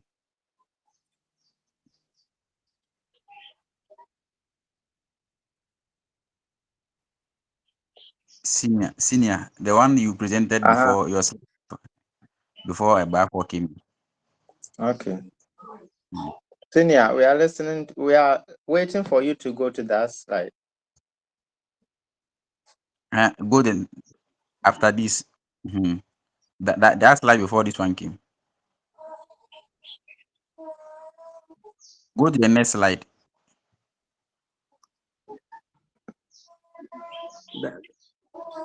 That's where Ellsworth 2001 was giving out some. I want us to check this. If maybe I'm being confused about the point 2. Point 2. Okay. What can different stakeholders do to promote change? What can different stakeholders do to promote change that addresses their needs and priorities? What can different stakeholders to promote? Hello. So can you hear me? Yes. Please, it's a typing mistake, so we will do that correction. Okay. Thank you. Okay. I think, hello. Hello? Yes, Hello? we can hear you. We can hear you. I think the sentence should be read as what can different stakeholders do? So the two should be omitted. Do. So do to promote. All right. Thank you very much. All right. So if there are no questions for them, then we proceed to the next the next group, group 9. So please, yeah, take off your screen. Group 9, Eric Asare also. Are you here? Yes, sir. Okay. Then Kenneth Ajekum Asamoah. I'm here. All right. Share your screen and let's hear what you have for us. You are presenting on factors to consider in curriculum implementation, sections 1 to 5. No, I mean unit 5, section 3, but you are discussing, I think, paragraphs 1 to 5. 1 to 5 factors to consider in curriculum implementation.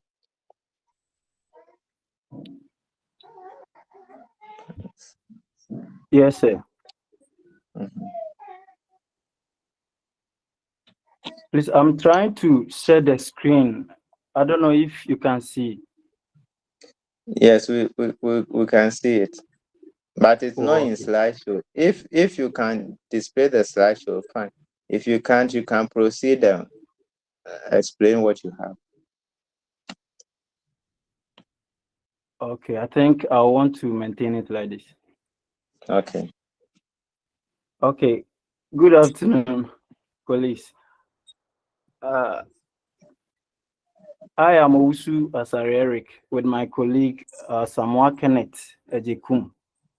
I'll be doing the presentation and he will be around to answer questions and make additions if it becomes necessary. So we are presenting on curriculum implementation in ICT. That's unit 5. Okay.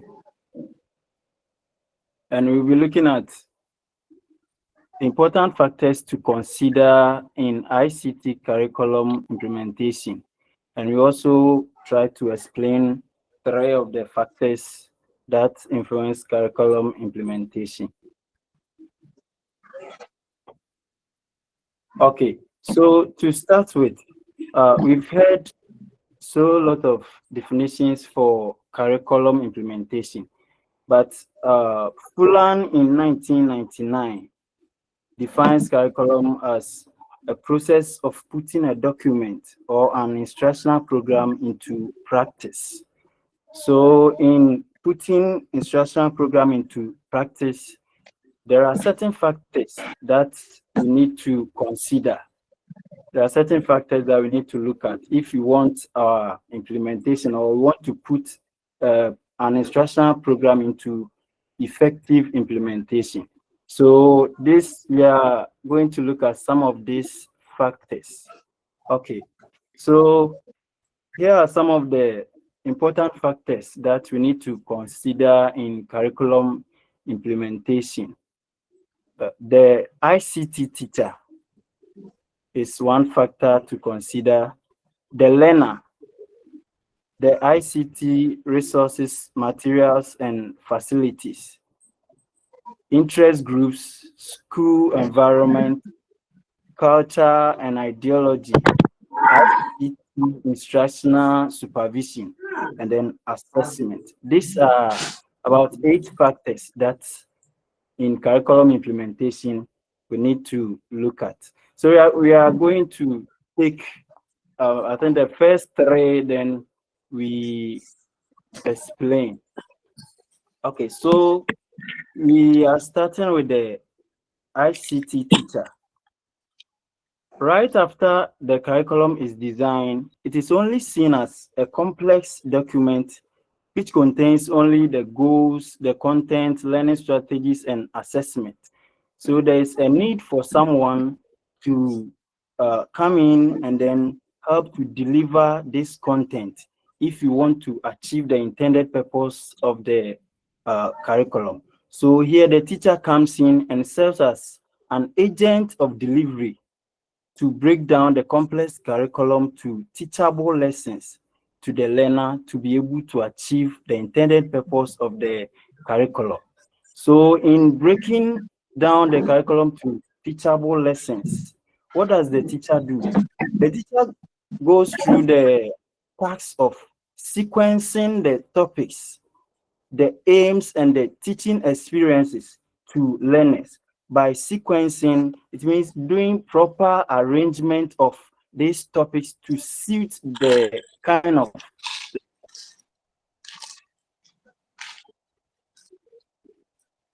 learners that we are having the class. Now, we know that the teacher is the one with unique insight into what works in the classroom. Talking about unique insight into what works in the classroom, you know, teachers with the knowledge from educational psychology are the best people to tell the actual needs that the students have, and also the appropriate resources and the assessment methods that will be appropriate for the children. That's why we are saying the teacher is one factor that we can't leave out. They are very important when it comes to curriculum implementation. Now, Wolfson is saying something here. He says, in the curriculum implementation, the teacher must play a more significant role in planning and developing the curriculum. So he's saying that right from planning and developing the curriculum, the teacher must be involved. And when the teacher is involved, and it comes to the implementation, the teacher has the understanding and then is able to implement very well. Also, when it comes to a point where there's a need to modify certain aspects in the curriculum, since the teachers are right in the classroom, they are doing the actual implementation, they are the best people to give us clues on the aspects that we need to modify.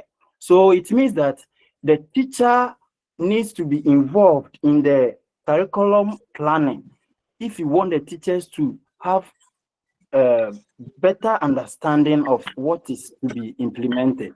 So I said that teacher involvement and understanding of the curriculum is an assurance for successful implementation. And on the other hand, too, if the teacher is not properly involved in the planning, the success that we want will not be achieved. I came across a picture here which explains why in anything the designer and the implementer, there shouldn't be any kind of disjoint, because the designer would do something, and because the implementer wasn't involved, his understanding will be different. So on this screen, I have a designer who did a very good job to design a building, and at this side you see the staircase. He was trying to make a staircase because the implementer at the right side here also had his own understanding to the whole thing. He tried to implement and it ended up like this. So you see a staircase going, and then up to this point, there's nowhere to continue. So that is what happens when, that is what Fulan is talking about. When the designer and the implementer, there's some kind of disjoint, the whole implementation process cannot be successful. Okay, so that is for the teacher. Now, let's go to the learners. Here we are saying that the learner holds the key to what is actually being transmitted, in the sense that they determine what they are ready to absorb and what they do not want to. So here we see teachers burning the midnight candles to prepare very good lessons for our learners. But when we get into the classroom, what happens? You see the learners sitting unconcerned and a whole lot. So the learner is one factor that shouldn't be left out when it comes to implementation of the curriculum. So which aspects of the learner should be considered? We should consider how prepared they are for the lesson, how prepared our learners are for the lesson. And then we should also consider their home background. When we know their background, their environment, that is where we can relate most of our lessons so that they will have better understanding of it. And then the learner ability. We shouldn't do things that are so much above the children. We should do things that are within their ability. So in teaching, our content shouldn't be above the learner's ability. We should also consider their age, and then the learning styles. Some learn by the learning styles. We have auditory, we have the kinesthetic, and all these things. So they must be considered so that the learner can have what we actually want to achieve.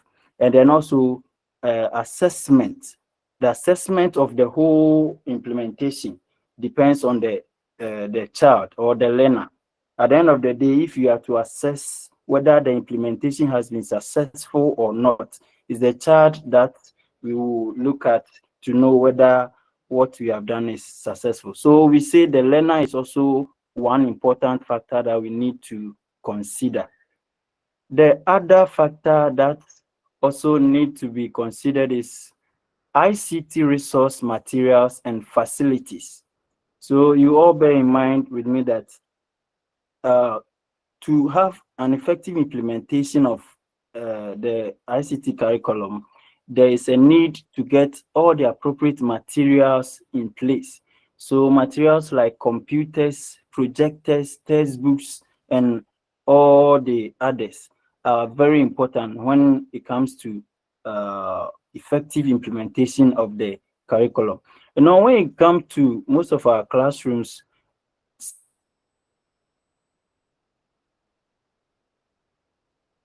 we do it anyhow, and it becomes a whole theory, and at the end it doesn't yield the kind of product that we want. So we are saying that ICT resource materials and facilities are very important when it comes to curriculum implementation. Proper facilities such as computer labs with internet connectivity creates conducive learning environment.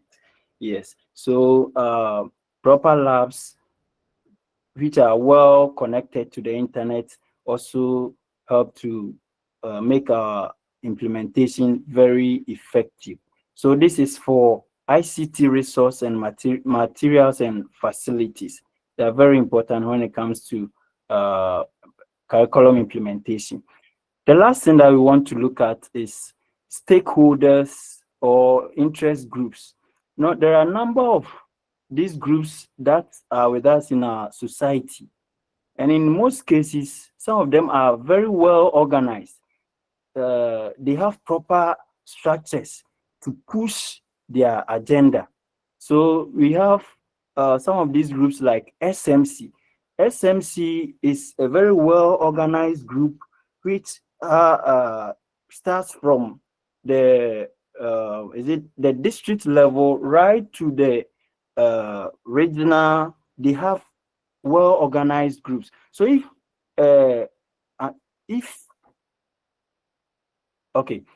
a group like SMC is trying to push an agenda, through their structures, they can push any agenda that they want. So if there is any aspect in the curriculum that they don't subscribe to, they can push it through their structures and then to challenge it. So stakeholders like SMC, PTA, other religious groups, private school proprietors, they also have an association. So all these people, if they want to challenge any aspect, they have a way of doing it. So they should all be considered in our curriculum implementation. Some of them, when it comes to the actual implementation, they provide financial support to the schools. Like I was mentioning, SMC and PTA. So this is also explaining why they should be considered in the implementation. Some of them are very vocal and have several ways to challenge the portions of the curriculum that they don't like or that they don't subscribe to. I brought an example here, which talking about sex education. When the new curriculum was being implemented, there was this aspect of sex education that was to be included. But I think through the voices of SMC, PT, and these religious groups, that aspect was called off. So it means that if initially such groups were consulted, they would have drawn their attention even before it came out. So that is for stakeholders. We also said that PTA and SMCs are the ones that are very close to the learners, and so they have the ability to influence learners against policies that they don't subscribe to. Yeah, so here the health workers, they can explain best. When it comes to vaccinations and these things that they have to do, parents are able to convince their children not to take it or not to be part of that program. So if there is any program that PT and SMC are not involved or are not included in the planning, if they want to challenge it, they can, since they are very close to the learners and they are the ones that the actual implementation is going to reflect on. They can influence them not to take not to help with the implementation. Let me put it that way. So hence the need for interest groups and stakeholders to be considered in planning and implementation of the curriculum. So we have looked at the factors that we need to consider when we are implementing a curriculum. We looked at 8 of them, and then we've taken 3 and we've tried to explain them. So we bring our lesson to a close. Thank you. Thank you too. So colleagues, if you have questions for them, they have also done well. They've explained the factors very clearly. But if you have any question for them, you can raise your hand. I don't see any hands, so I'll proceed to group 10. Group 10, we have Seth Amwakwe. Seth, are you here? Is Seth Amwakwe here? Samuel answer. Yes, sir, I'm here. Samuel, where's your counterpart? He joined the group earlier on, but it seems there's an unstable network, so I think that's the reason why he's not around. Did you agree with him that in his absence you will present alone? Yes, we agree, sir. He was Okay, here. He was here, so then looking at the issue, everything will be okay. Okay, so group 9, I hope your screen is off. Then group 10, share your screen. You are presenting on factors to consider in curriculum implementation. Factors 3.6 to 3.9. Okay. So I will mark Amwakwe absent. So you go ahead. If he comes later, draw my attention. Okay. Okay, sir. Please, someone is still presenting. Group 9, I said stop sharing your screen. Okay, sir. Yeah. Now group 10, share yours. Okay, sir.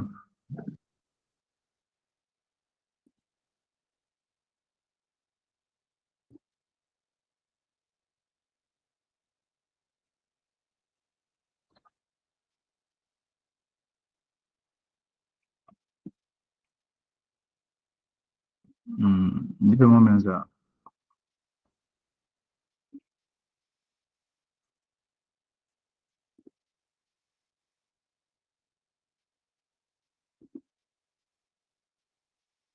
Sir, please, can you see it? Yes, we can see. Okay. So, continuing from the factors to consider in curriculum implementation in ICT, and those presenting is Answer Samuel and Baset Amakohin, who will be joining us very soon. So I'll continue with stakeholders and interest group.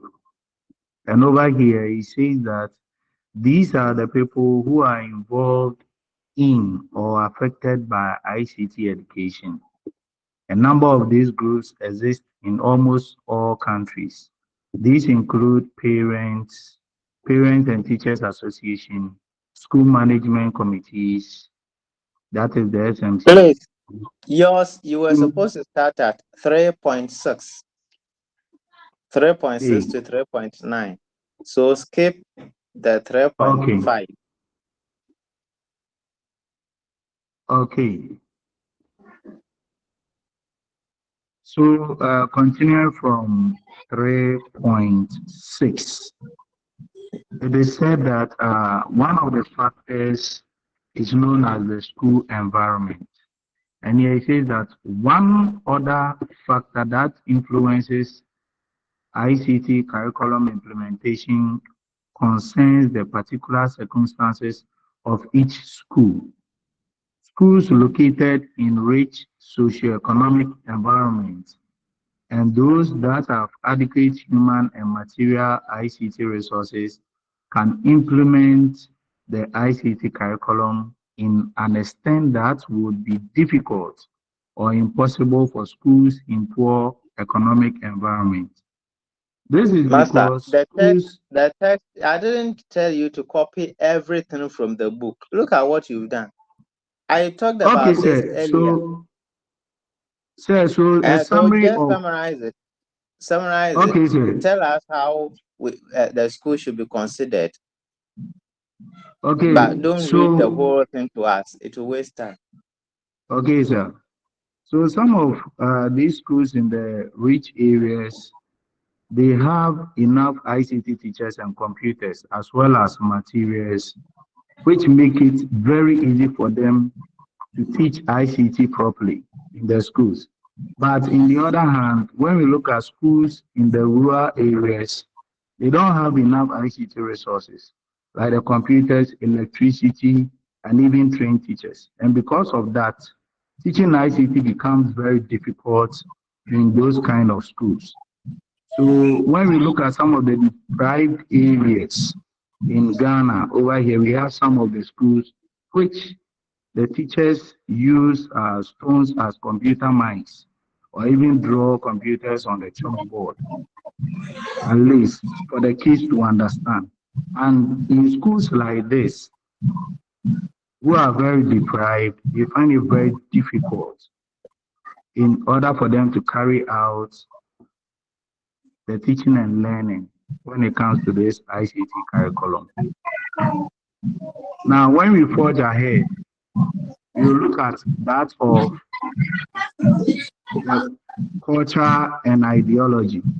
And with this culture and ideology, with a look at what is seen on the screen, we get to find out that in a community that does not believe that ICT is useful in their daily life, just like these farming and fishing communities that don't use ICT for their works, what normally happens is that they may not support ICT education.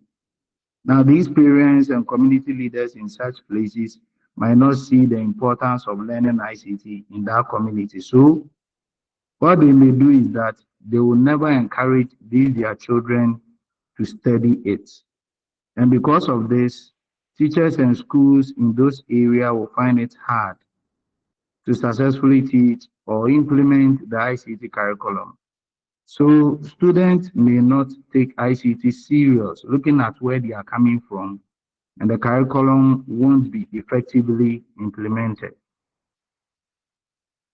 Now with this, we continue on and we find out that curriculum implementation cannot be achieved unless it has been made possible through a supervisory function of the school head and other school inspectors from the Ghana Education Service. Now, what is the role of these people over there?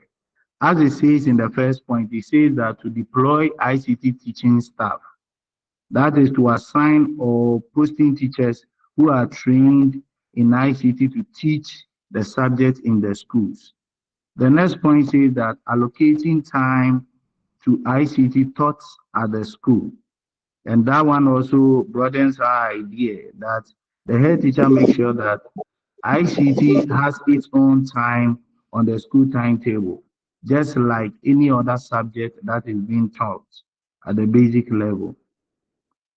The next one says that providing ICT teaching and learning materials. And with this, it helps us to have that understanding of giving the school the things needed to teach ICT. That is the computers, the projectors, the textbooks, and even internet access, and also other ICT equipment.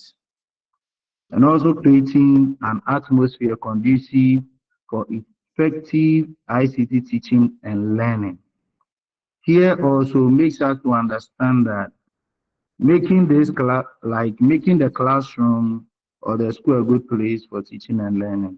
That is, if there is a computer lab, at least they have enough computers, and also involving even the students and encouraging them to even learn and asking of questions in the class.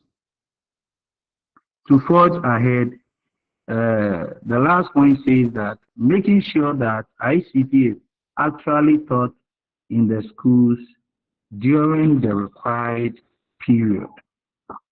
Now, with this point, we will come to the understanding that if a school schedule says, or the timetable says that ICT should be taught on specific days like Monday or Wednesdays, the school should ensure teachers actually teach ICT on these days, and also to prevent lessons from being skipped or ignored. So to continue on with this same point, we get to find out that if the head teacher does not supervise or guide teachers, ICT lessons may not be taught well, and the curriculum won't be implemented properly. That is, we get to find out that there will be organizing the subject and topics to be taught over time. There's supposed to be lesson plans also being prepared properly, and also keeping track of students' progress and even their grades. Now, when it comes to assessment, you get to find out that assessment in ICT informs teachers of the performance of learners across the various aspects of the ICT curriculum. And here it makes us to understand that assessment tells us if students are learning what the curriculum expects them to learn.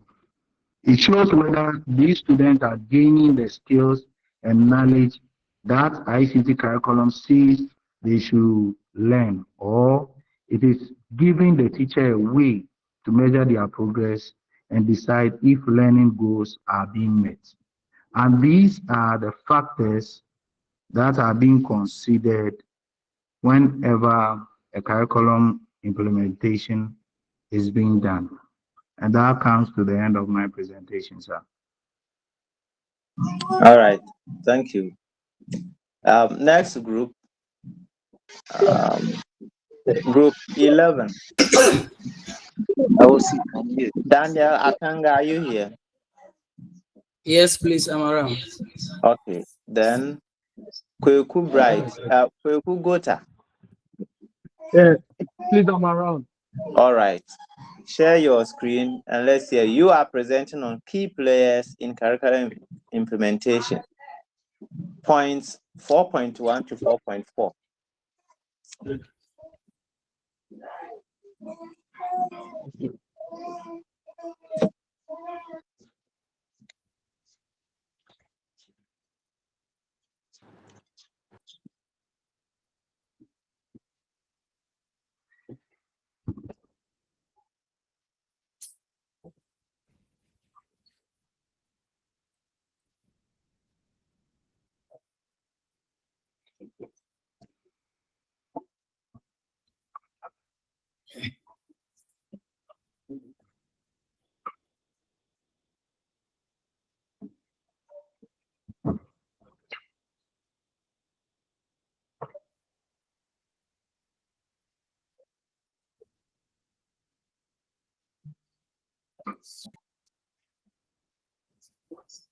Please, can you hear me, please?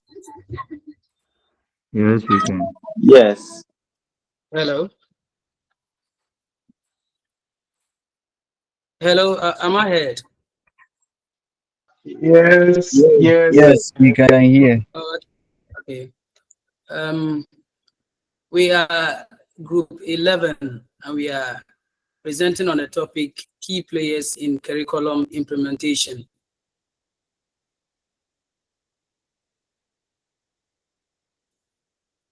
And I am Atanga Daniel, and I'm here to present with Gota Bright Kweku. So let's just move quickly to the introduction. So we'd like to look at what is meant by curriculum implementation.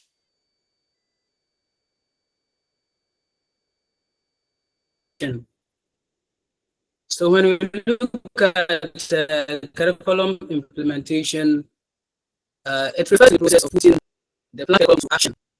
So this is, and then looking at curriculum implementation, it to become successful. For it to become successful, it requires collaboration among all educational stakeholders. So from here, we'll look at some of these essential key players who make this implementation a successful one. So let's look at these key players.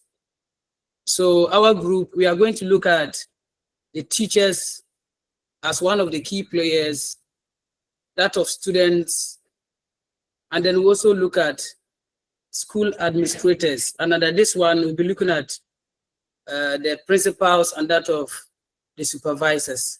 So the next group here will be presenting on the rest of the key players. Okay, so let's start with the teachers, which form part of the central key players when it comes to curriculum implementation. So let's look at the roles they play, what they do as one of the key players when it comes to curriculum implementation. So teachers, they are the central figures. Oh, please. You were supposed to start from 4.2. 4.2 is students. You have skipped students. Any particular reason for that? I haven't that. It depends on like how I arranged it. Okay. Yes. All right. Continue. Okay, so let's go back to the teachers and we'll proceed to the students. So the teachers, they are the central figures in curriculum implementation. They interpret the curriculum itself, they adapt and deliver the curriculum in classroom context. So as teachers form one of the central figures when it comes to curriculum implementation, they have the responsibility and the role to interpret, to make sure they deliver the curriculum in the classroom to the understanding of the learners. Secondly, they employ suitable pedagogical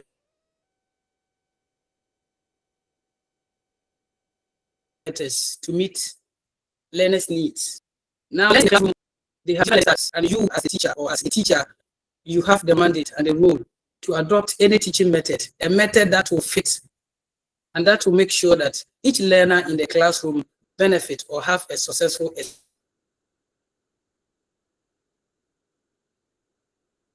experience.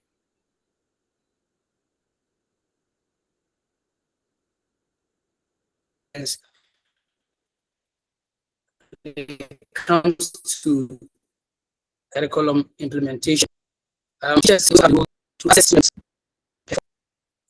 They have the role to assess the students' performance, provide feedback so that curriculum can be improved if the need be.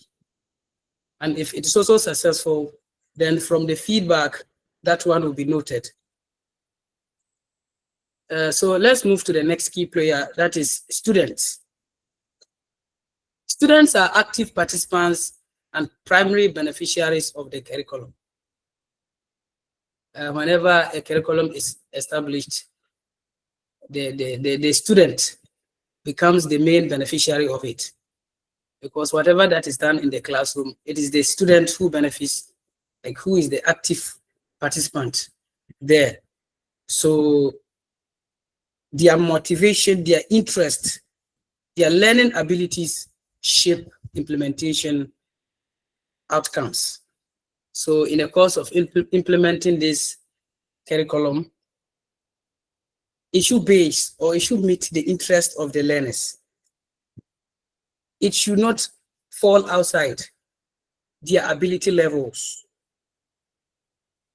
It should fall within their capacity, their interest, and how they will accept or how they are going to go through the experience successful is going to also influence the outcomes when it comes to curriculum implementation.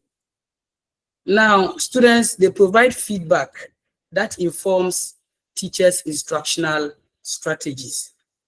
When teachers adopt various teaching methods at the classroom when it comes to curriculum implementations, it is based on students' understanding or their feedback, their performance, that the teacher will know whether the strategy used is actually working or there will be the need to change it. Responsible participation enhances engagement and success. So in a classroom, when students are active participants, when they are actively engaged during curriculum implementation, it makes it a successful one. So students need to be active in the classroom, not partial. They shouldn't be spectators. They shouldn't just sit and then they'll take in information. They should always participate. Okay, so we are proceeding to like school administrators. And here I have boxed it like the principals and that of the supervisors. So when you look at the roles of these supervisors, they provide that supervision, leadership, support for teachers and learners. When it comes to curriculum implementation, there is the need for proper supervision.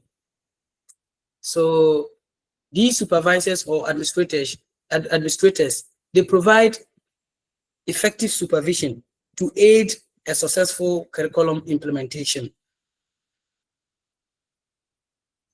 They also ensure the provision of teaching materials, a conducive learning environment. So for a successful curriculum implementation, school administrators should make sure there is the provision of materials that will aid this delivery, materials that will aid a successful implementation, and the environment in which this implementation is taking place should be a conducive one, and it should accommodate all kinds of learners, learning styles, so that it wouldn't be like favorable to others and to the disadvantage of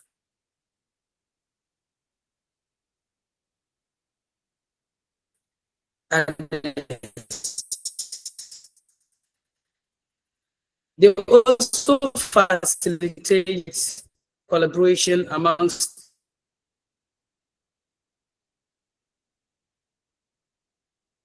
staff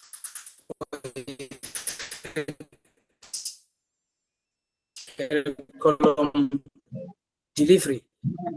So looking at curriculum implementation, it is not a one body responsibility. There's the need for teamwork. There is the need for partnership when it comes to curriculum implementation. So that comes. So as they provide supervision, as they provide materials, as they ensure conducive environment is given, they also make sure that they evaluate this teaching performance. Whatever that is expected to come from this, let's say the teachers, is met. They also make sure, or they see to it that whatever aim or goals that is behind that curriculum, is it achieved or not? So they monitor and they evaluate that.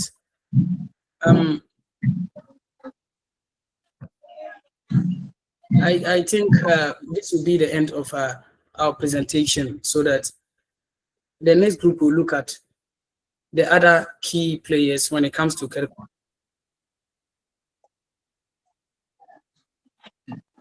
All right, thank you for your presentation. Colleagues, if you have any question for them, you can raise your hand. In the absence of any further questions, Group 12 can do their presentation. Group 12, we have Kofi, Emmanuel Kofi Slabi. I'm not sure whether I pronounced that name well, but Emmanuel Kofi, if you are here, respond. Group 12, Emmanuel Kofi, are you here?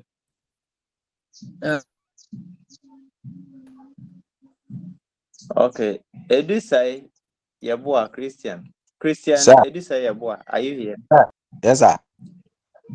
Okay. Edusai, is your partner here, Kofi? Yes. Emmanuel Kofi, is he here? He's All right. around. Then share your screen. You are presenting on key players in curriculum implementation, points 4.5 to 4.8.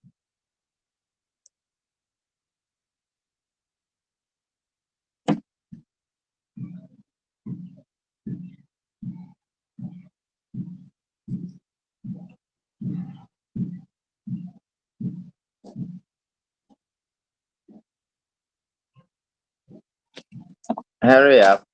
We have about 5 more groups before we can leave.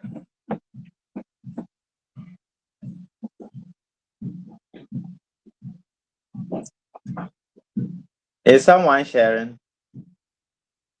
So we are coming.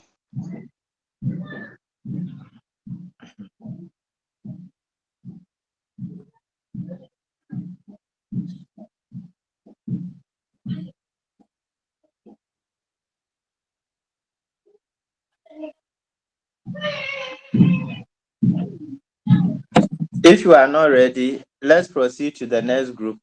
After them, you can also present. Okay, our network is worrying me, that's why. Yeah, so prepare yourselves.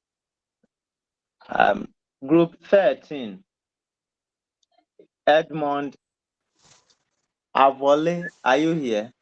Edmond? Yes, sir. Okay, Yes, sir. and then Clute, are you here? Yes, sir. All right, share your screen and let's hear you. You are presenting on challenges with curriculum implementation in ICT, 5.1 to 5.1.4. Yes, sir.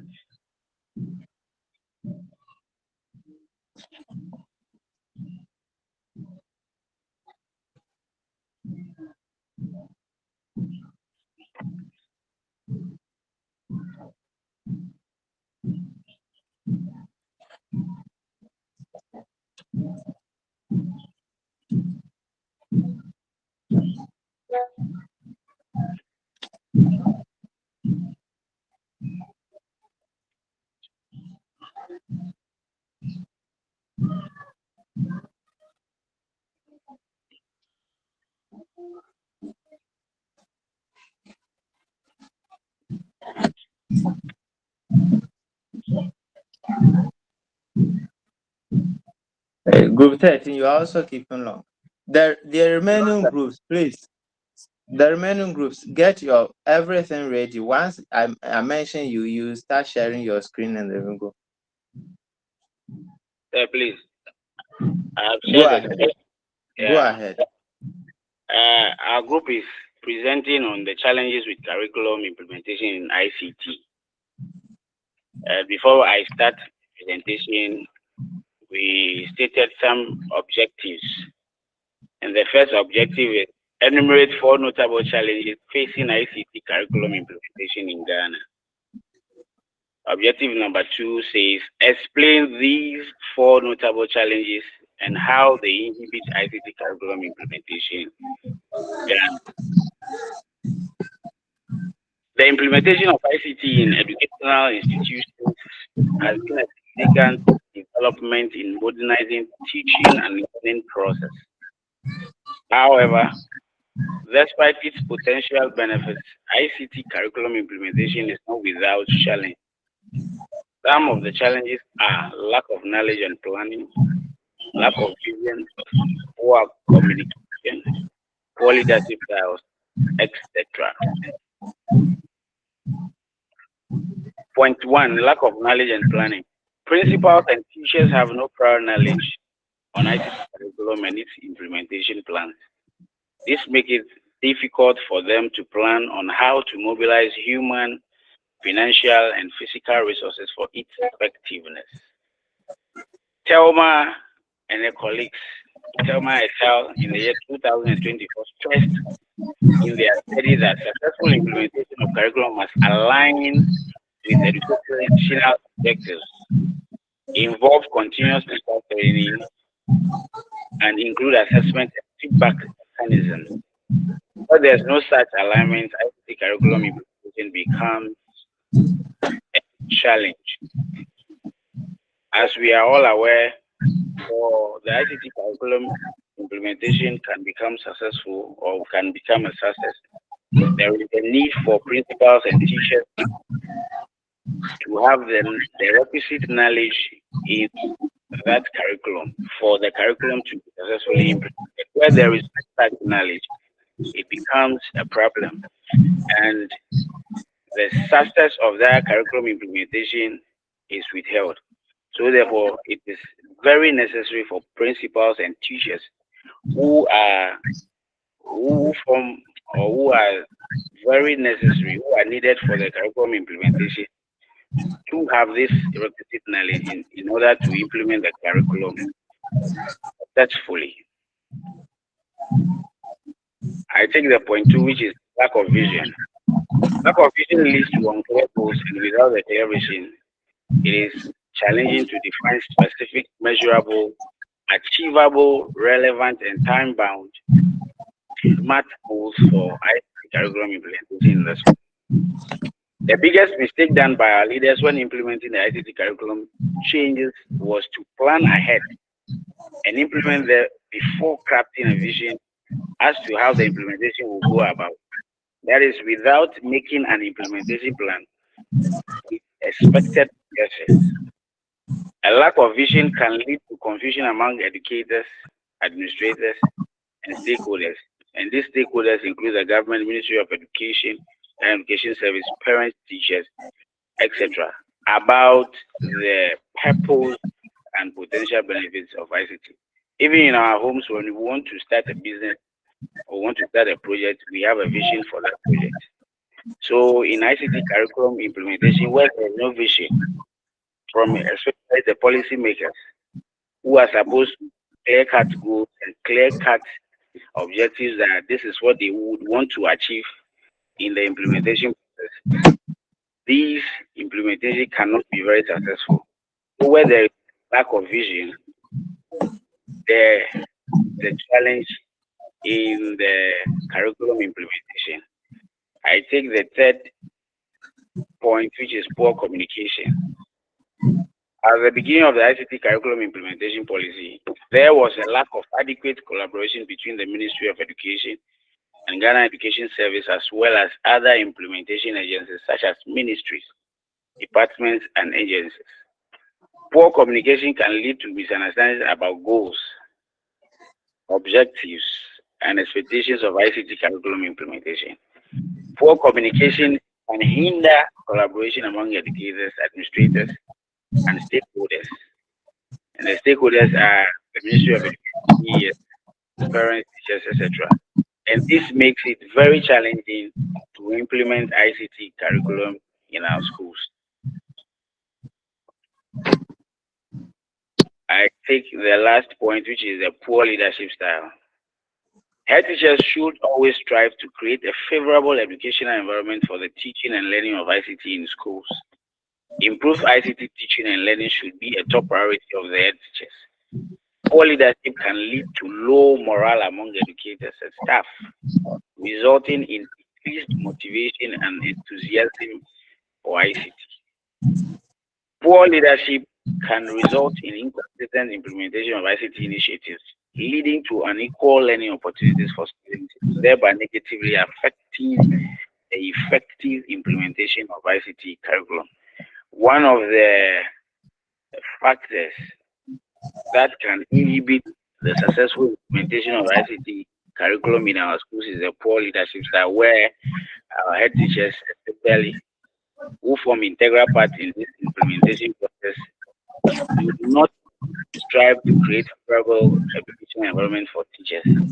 For example, in our schools where head teachers do not prioritize the teaching and learning of ICT in our schools, thereby supporting the teacher, the ICT teacher, with maybe a facility that can be a classroom where that can be a well-furnished ICT laboratory that can help support the implementation process.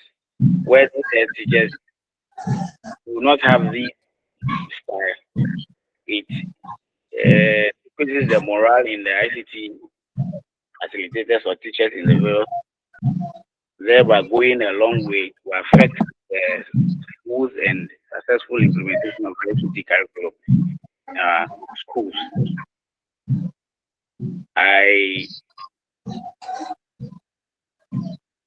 All right. Thank you for your presentation. Let's return to group. Yeah, let's do group 14. When we finish group 14, we shall go to group 12. Okay. We are group 12. Hold on. We are on challenges with curriculum implementation. Let's finish with the challenges. When we finish, we shall return to the key players. Okay. So Sir. still on challenges with curriculum implementation in ICT, 5.1.5 to 5.1.9, group 14.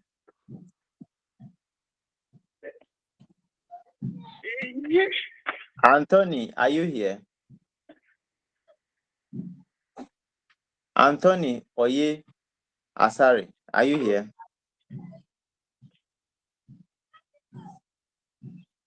Asana Chipo Smile, are you here? Yes, sir. Is your partner here? Yeah, he was online, but I don't know if it's having network challenges. Did you agree that you can present in his absence? Yes, please. Okay, then share your screen and let's hear you. I will mark him as Please, when he comes. I He thought I should was drop here our group attention.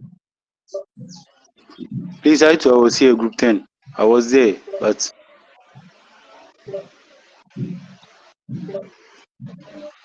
So Asana, share your screen and let's see. Okay, sir.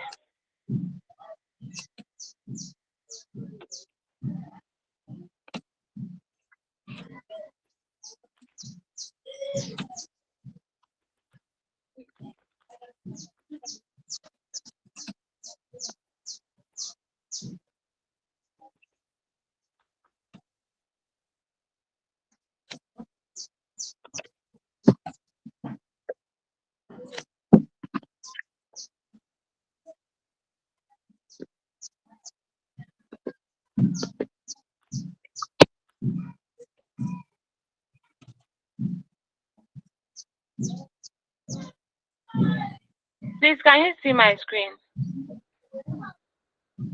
It hasn't come yet. Hello, Doc. No, it hasn't come. It hasn't appeared.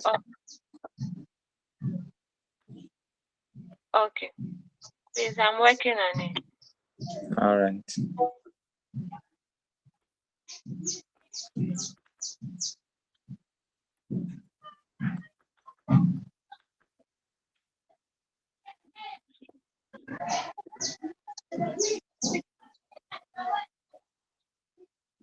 Please, can you see my screen?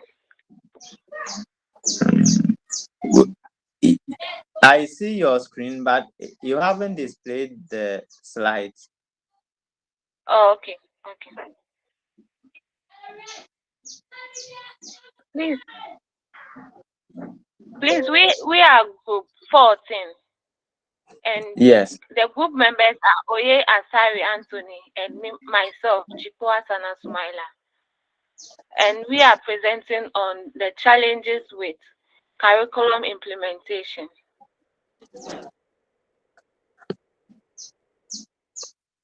Okay, we researched about challenges with curriculum implementation, and we realized there are numerous challenges with curriculum implementation. We will be discussing some of the challenges.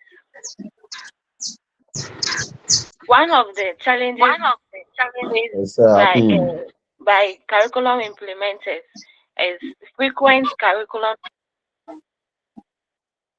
Hello. Hello, sir. I'm in. Yeah, All I'm right, in. all right. All right, Anthony, if you are in supporting the presentation. Please, can I continue? All right. Continue. Hello. Yes, continue. Yes, continue.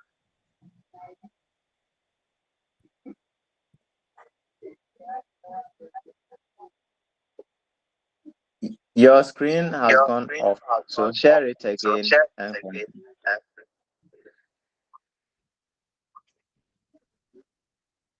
Please, can you hear me?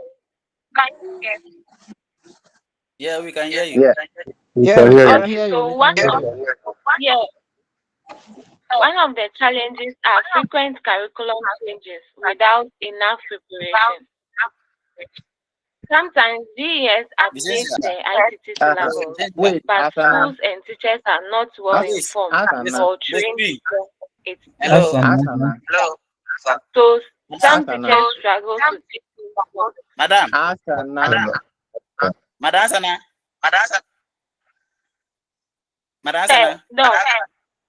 Your screen is off. Listen. How many devices are you using? Yes. How many devices are you using? Hello. Asana, what devices are you using? Are you using both a phone and a laptop? Yeah, I was using a phone and then a laptop. All right. So which one do you want to use for the presentation? Please, I've disconnected the phone, so I'm using only the laptop. Then share the screen on the laptop. Then lower the volume on the laptop so that we can hear you. Okay. The volume of the speaker of the laptop gives a feedback. So lower the volume. Oh.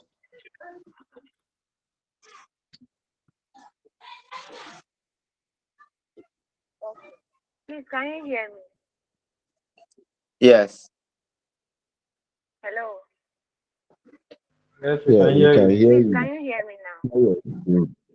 Loud and clear. Thank you very much. Okay. But your screen Please, is not showing.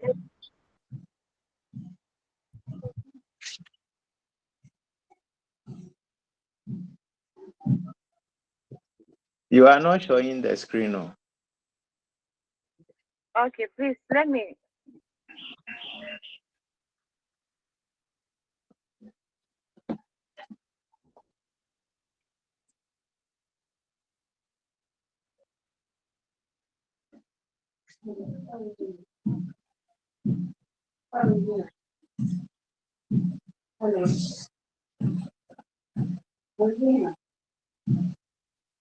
Please, can you see my screen? No. No. I think Anthony to help to share the screen. Yeah, I'm also trying. Please, can you see the screen? Not. No. Yeah, it has now appeared. Please, Yeah. so you can. Yeah, we We can can see see. it now. We can Oh, see okay. it. So go ahead. So one of the challenges faced by curriculum implementers is frequent curriculum changes without enough preparation. Sometimes GES updates the ICT syllabus, but schools and teachers are not well informed or trained before it starts. So some teachers struggle to teach new topics they themselves haven't fully learned, like coding or database design. Then we move to another challenge, which is assessment difficulty. The SHS ICT curriculum expects both theory and practical assessments. However, most schools test only theory because there are not enough computers for all students to take part in the practical exams fairly. This makes it hard to measure real ICT skills. Then we move to the next challenge. That's lack of practical alignment between JHS and then the SHS curriculum. When students come from junior high school, they already study some ICT, but the SHS syllabus often repeats or skip topics, making it confusing. Some students find it too easy or too hard, depending on their JHS background. Now move to the next one, which is limited access to modern ICT tools. The curriculum mentions learning about things like network devices, multimedia tools, and cloud computing, but many schools don't have them. So teachers only explain by talking or showing learners the technological tools. This makes learning becomes abstract, thereby making it difficult for the learners to understand. Now move to the next challenge, which is absence of standardized ICT laboratories. GS does not have one standard for how ICT labs should look. Some schools use small rooms with a few computers, while others use converted classrooms. This makes learning experiences unequal across schools.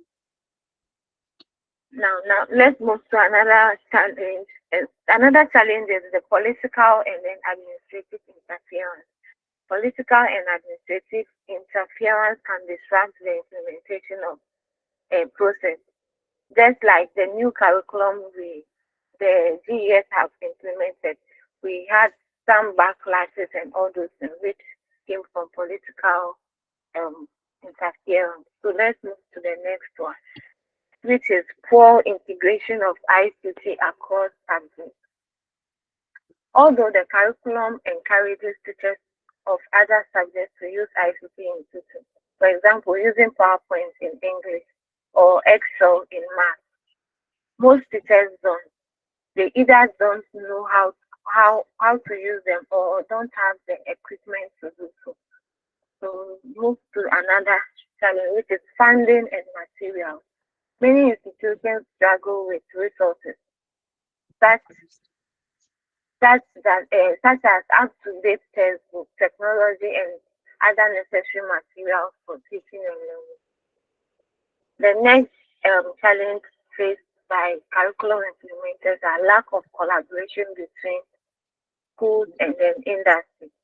The curriculum aims to prepare students for real ICT jobs, but schools rarely link with ICT companies or professionals. So students don't see how what they learn in class applies in real life. Another challenge is resistance to change. Implementing a new curriculum is a form of change of management, and both individual and institutional barriers can be encountered. Now, another challenge faced by curriculum implementers is outdated content in some areas. Some parts of the GES ICT curriculum still mention old technologies like diskettes and analog systems that are no longer used in modern ICT environments. This limits student readiness for today's technological world. Now we move to another challenge, which is ineffective monitoring and supervision. GES officers and district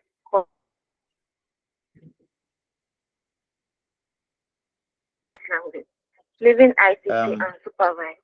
So even when Doc, Asana, you hello, have done very well, eh? okay, please can I continue? You've done very well, but I Fair. expected you. You've done very well, but I expected you to use the book Code gave us. Please, can I continue? Can you hear me, Asana? Can Yes, you hear sir. me? Yes, I'm sir. Yes, saying please. you've done very well. You've done very well for raising all these points, but I expected you to use the book Code gave us. At least you should have used the information from the book, and then if you want to add something extra, you do. But all the points you raised, you didn't add even one from the book. So you've done very well anyway, but I will encourage you and everyone else to pay attention to the book you've been given, because that's what you'll be examined on. Thank you very much. Okay, all right. So group 14. Please. Okay. Asana, you want to say something? Yeah, please. When the assignment was given, you made mention of us not using the book. Hey, who told you I said No, don't my use the book? sister. No, that's what. And when the assignment was given, that was what I heard. That's why I went outside the book. Oh no. Doctor said. Doctor No, said Doc you said send us the book we so shouldn't that lift everything from the book, but we should pick the points so that we can explain them when we are presenting. We should pick the main points and not just pick everything from the book onto our slides. That's what Doc meant.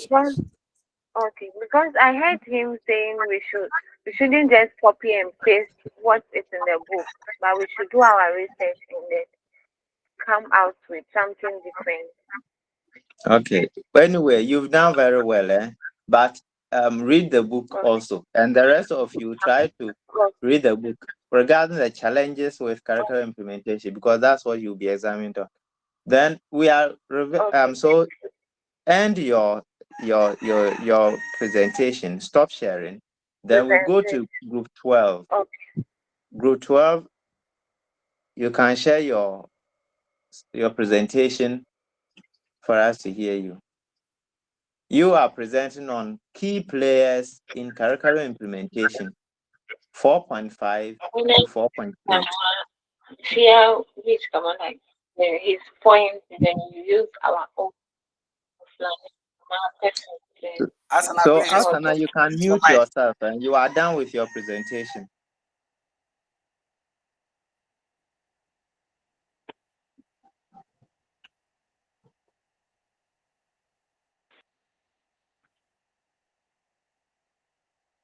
Yes, Baden, your hand is up. Any problem?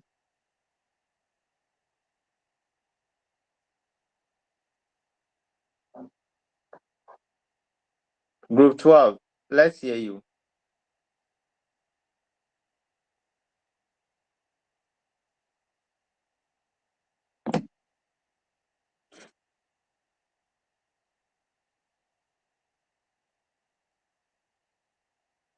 Group 12, you've shared a screen. You are not talking. If you are talking, check your microphone, whether you have muted yourself.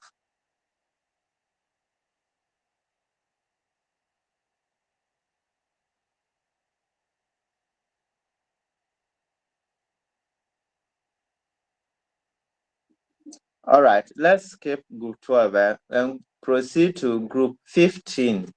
Group 12, stop sharing so that group 15 can share theirs. Group 12, stop sharing.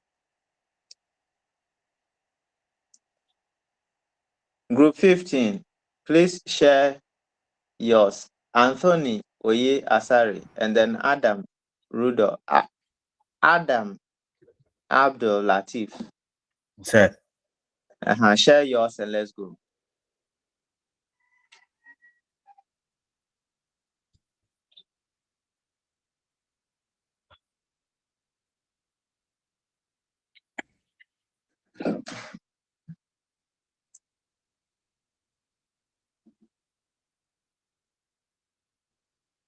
Good afternoon. Good afternoon. Okay. Please, can you see my screen? Yes. Proceed.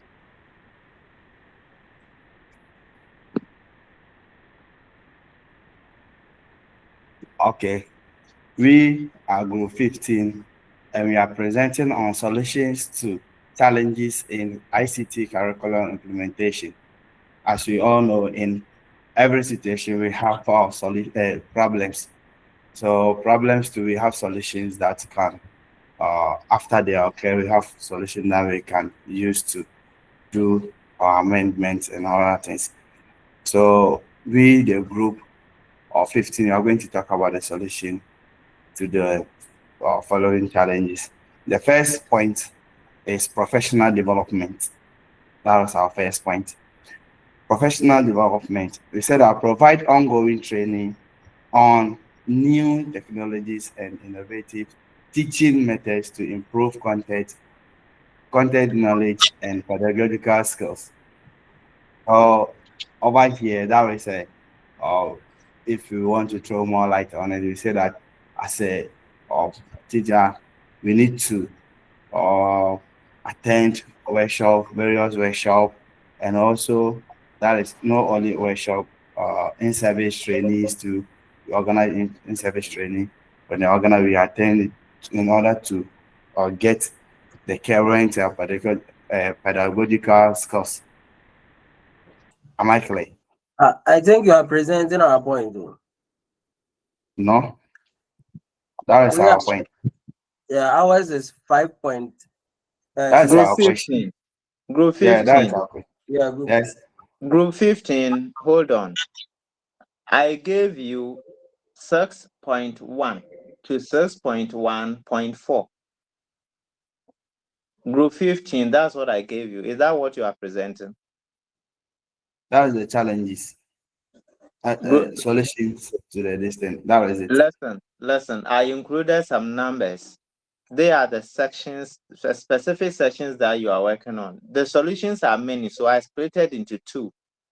15, yours is 6.1 to 6.1.4. Then group 16, theirs is 6.1.5 to 6.1.9.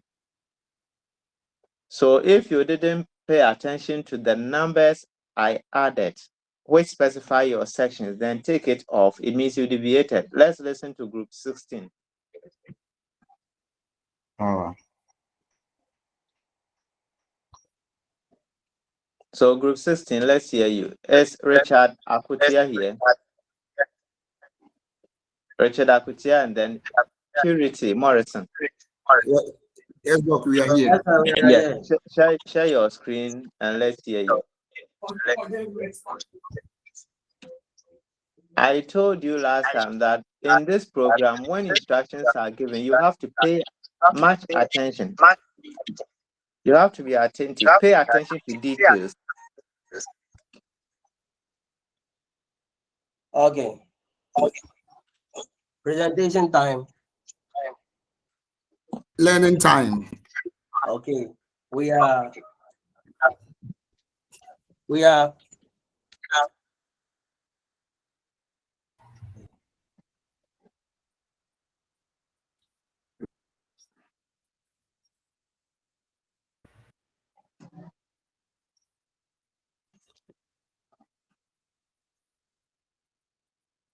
Please, we can't hear you. Richard. Yeah, bro. Okay, presentation time. Learning time. Yeah, we are group 16. I was having a problem with my network. So share again. Share your screen again. Can you see my screen now? What call you before you call? Please, can you see my screen? No. No. Share it again.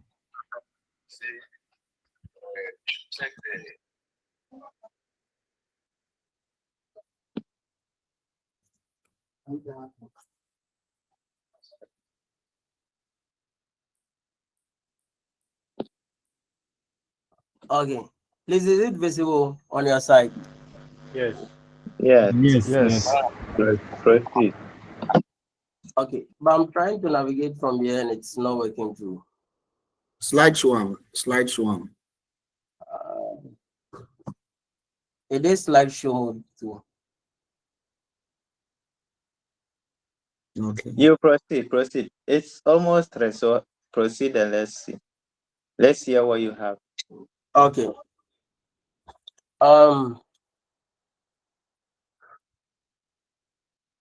Okay.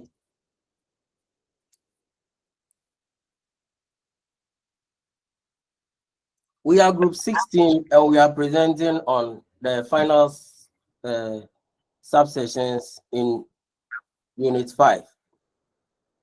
I'm the first presenter and my name is Akwetia Richard. And the second presenter is Morrison Purity Nyamiekesi. Okay, so we are presenting on the solutions to challenges with curriculum implementation in ICT. For the first one, we are talking about the provision of professional development and support. Like this point actually addresses the lack of content and pedagogical knowledge on the part of teachers. You know, the introduction of the ICT curriculum requires the teachers to acquire new knowledge, skills, and methods to teach the ICT content effectively. When we take strand like computational thinking, which involves programming, for instance, if the teacher does not have in-depth knowledge concerning the subject, it will be very difficult for the teacher to teach. And even the mode of delivery, if the teacher does not have knowledge about the mode of delivery, it will be very difficult for the teacher to deliver the content effectively for the learners to understand. Then we will consider in-service training on the part of teachers. You know that all of us have been through the college. Let me say, for instance, we have studied IT mathematics or mathematics IT under the B.Ed program. But every day there are trends unfolding. So as a teacher who is an IT teacher, you need to be updated by the current trends that are unfolding, the new methodologies of teaching. Hello, sir. Hello. We are only seeing University of Cape Coast, College of Distance Education. Yeah. You can see the remaining slide.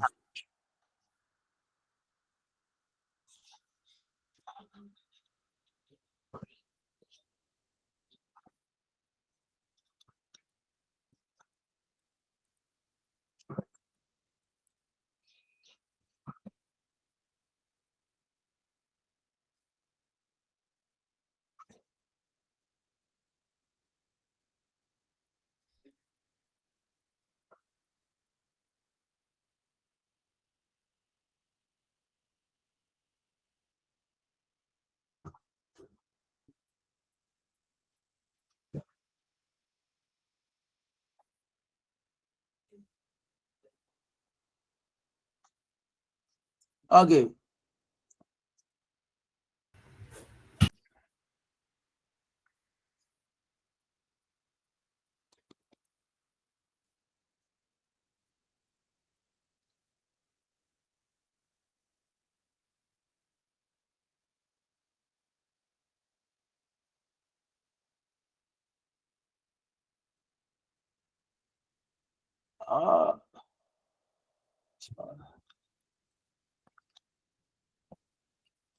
Please, is my screen clear now? No, we are not seeing. No, bro. I'm not seeing.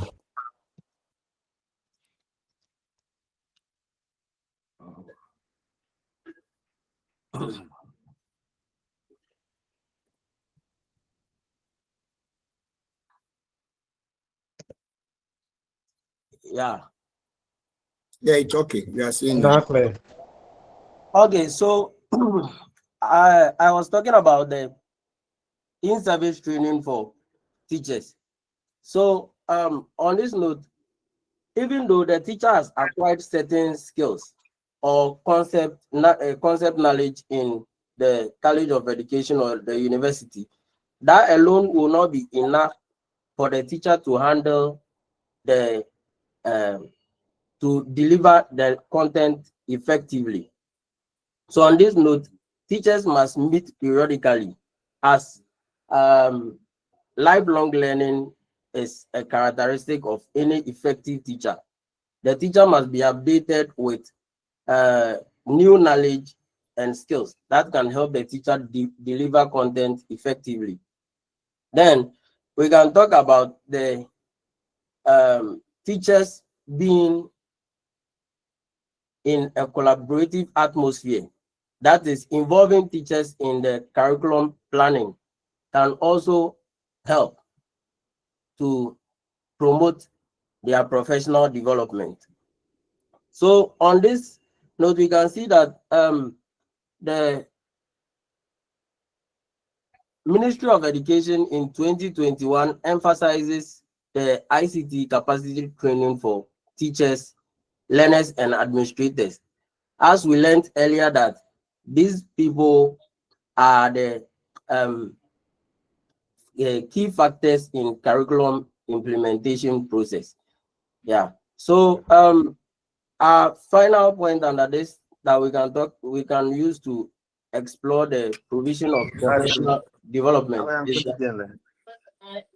that the process must be in a continuous state where administrators and stakeholders keep in continuous support of the system. Then teachers also find innovative ways of delivering their content for the learners who also participate more so that they can understand the concept well.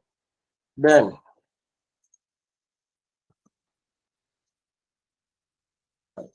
this I'm trying to move to the next slide, but I'm finding challenges.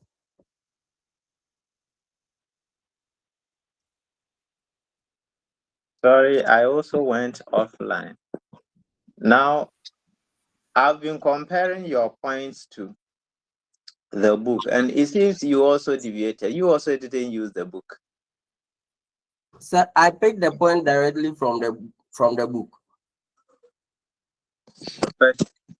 Okay, but where you started that I saw before going offline. No, so all those things I'm discussing, they are under the point 1. So I'm just using those key points to explain point 1. Okay, I see. You can continue. Oh.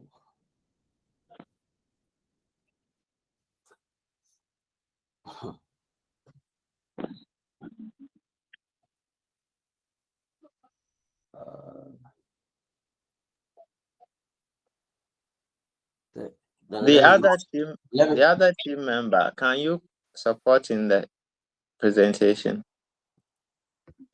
Yes, Doc. Okay, then let me take it out so that you do that.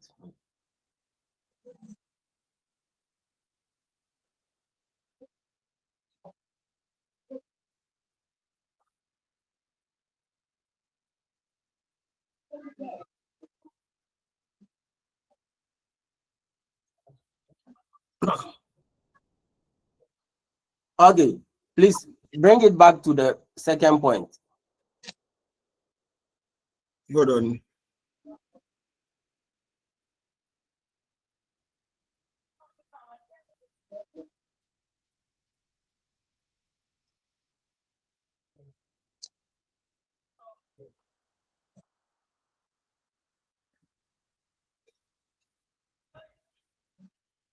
The second point. Is it the second?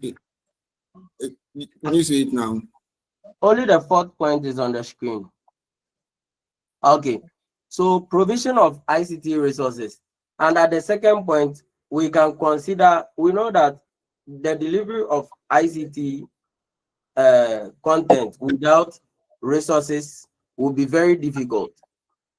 And on this note, we have three main resources or three main categories for which we can place the resources. We have the human resource, we have the financial resource, and we have the physical resources.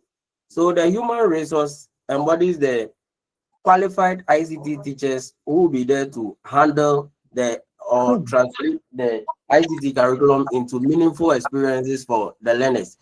Then we talk about the funding as the government allocating funds for the delivery of ICT content. Like for instance, purchasing of computers, computer software, and other hardware components that will be needed for the teaching of ICT in schools. And we can talk about ICT centers that will be brought for, will be built for learners to get their hand-on practices after the school. Okay, all this one will help solve some problems in relation to the implementation of the curriculum. Please move to the point 3.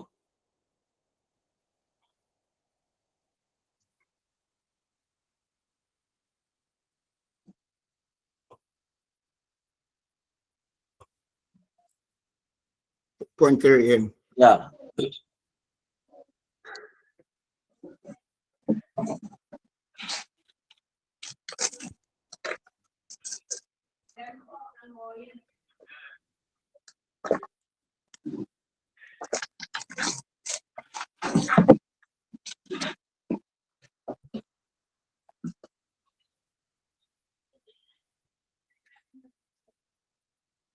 Douglas, point 3.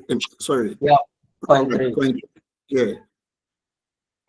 Please, it does not change from my screen. Oh, it has on my screen. Yes, yeah, slide is not showing. Yeah, point 3 is not showing. Okay, so reduction of workload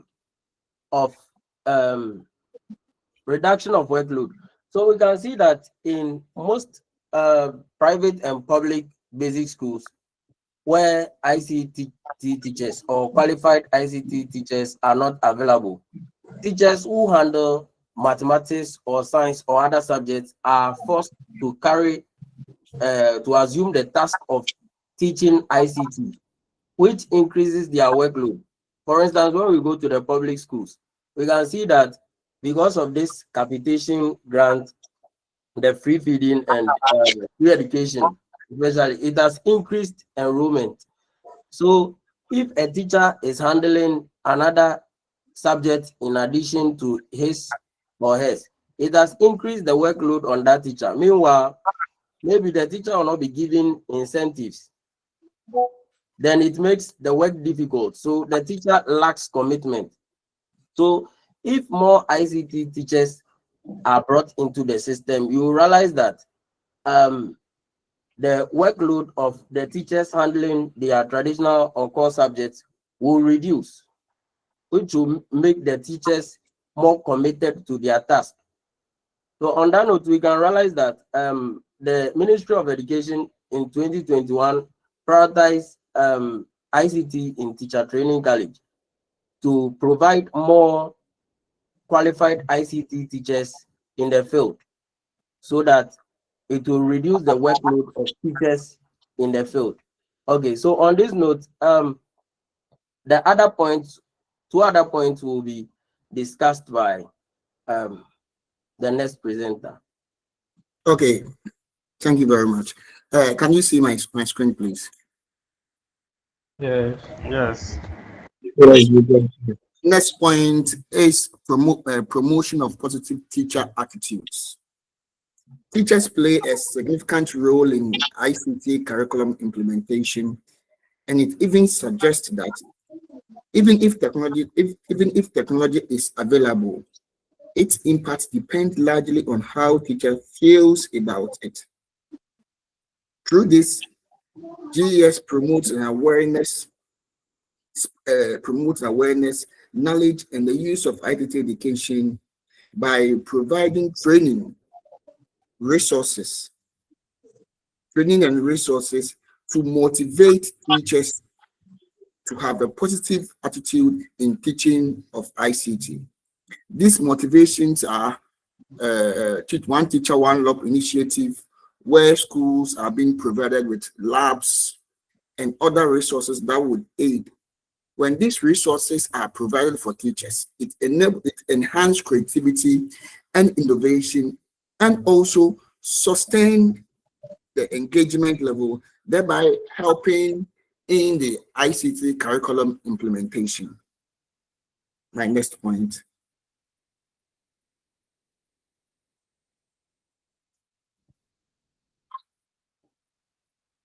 Monitoring. Please, can you see the next point? Monitoring of ICT teaching. Yes. Yes.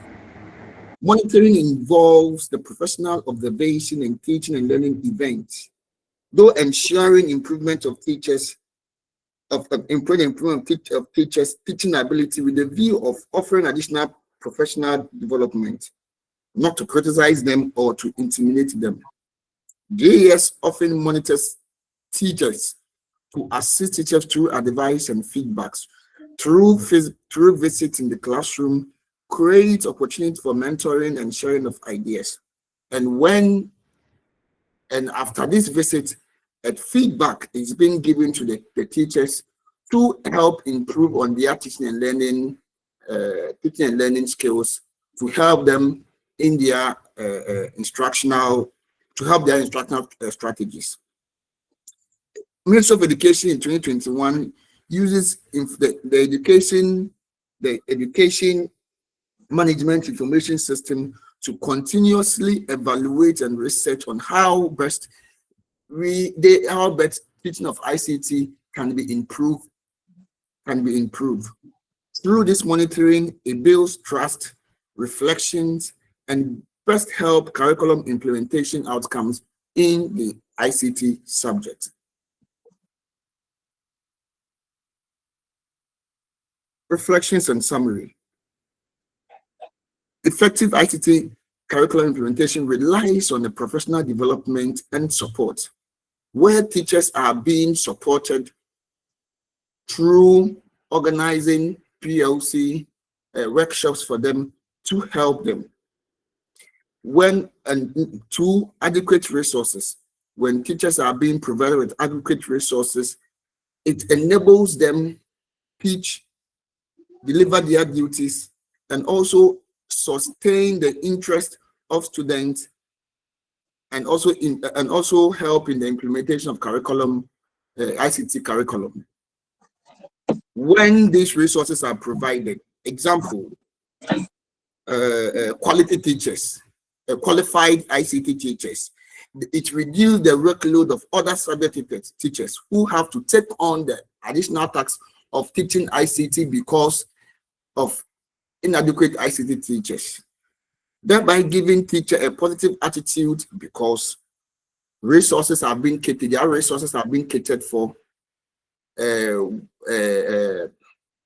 resources, motivation, they are being motivated, whereby one laptop, one teacher initiative. This promotes their attitude towards the implementation of ICT curriculum. Regular monitoring and feedback also goes a long way in helping ICT curriculum implementation. Thank you very much. Any question, please? All right, welcome. We are trying to conclude. Now, group 12 signaled me that they are ready, so let's listen to them. Please, group 16, kindly take off your stop sharing so that group 12 can share theirs. and do it quickly. Group 12, try to do it in less than 10 minutes because we don't have much time. Key players in curriculum implementation.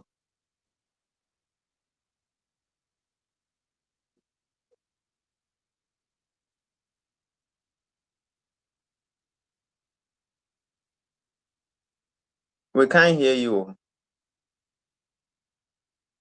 That is group 12. That's group 12. Emmanuel Kofi Srabi. And then Christian this is boy. We are dealing with the key players in curriculum implementation.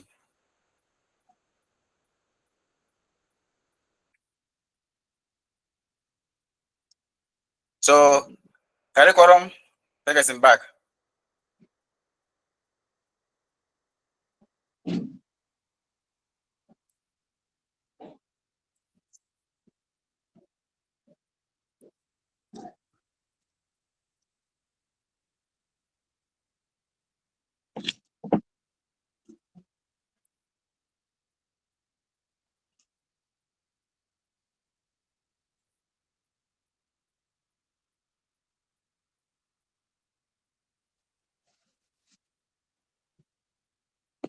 If you are still not unable to present, then let's end it. You prepare yourselves and then present next week. So next week you have to join the class very early. You present before all the groups working on Unit 6 present. You have to come very early. All right, Prof. so colleagues, Prof. we shall, No, yes. please, can I ask Prof, a question? the unit, this thing, group 15, we just work on ours. Can we present it before we leave? Just give us some 5 minutes. We are allowed to just 10 minutes. If you can't present within 10 minutes, I don't want us to go beyond 3:30. I have to go elsewhere. No problem. Yeah? Some of you have wasted Group our 10, time. I was present too. Group 10, Banset, I was present. I've heard you. Sir. Okay. Thank you, sir. Don't worry. So group 12, I think group 15, group 15 deviated, but they presented anyway. Yes. They presented, just that there are points, they didn't include those from the book, but it's acceptable. Just that So I I shouldn't. encourage all of you to read the book. So the group 15, you don't have a problem. Thank you All very right. much. So group 12, prepare yourselves. God willing, next week, you join those who will be presenting. Now, all of you, pay attention. Listen to this. The fact that you've presented today doesn't mean you finished yours. All of us need to learn all the units in the book, including units 5 and 6 that we are presenting on.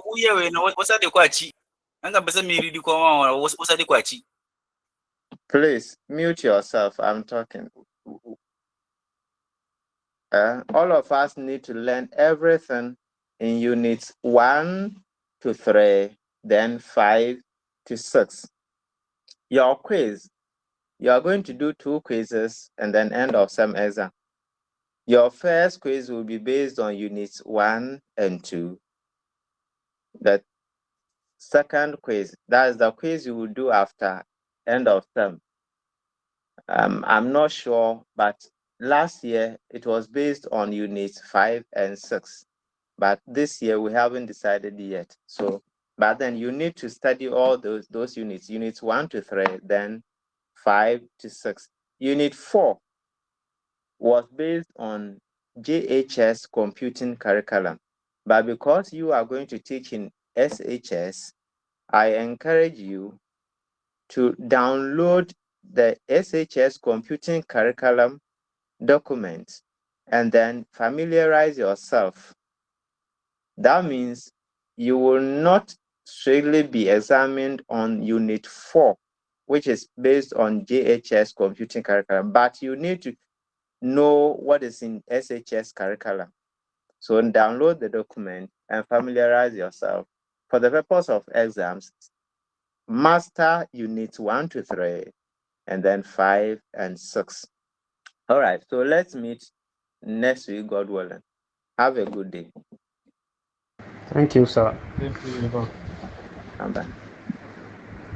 Thank you, sir. Thank you.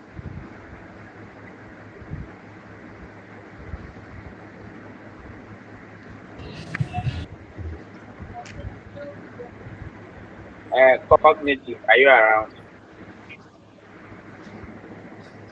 Cognitive.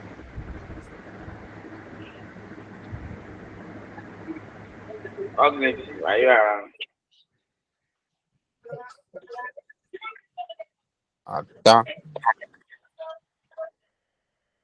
Cognitive, are you around? Hello, Mr. Clinton. Yeah, cognitive. Yes, please tell the course rep to add me to the platform.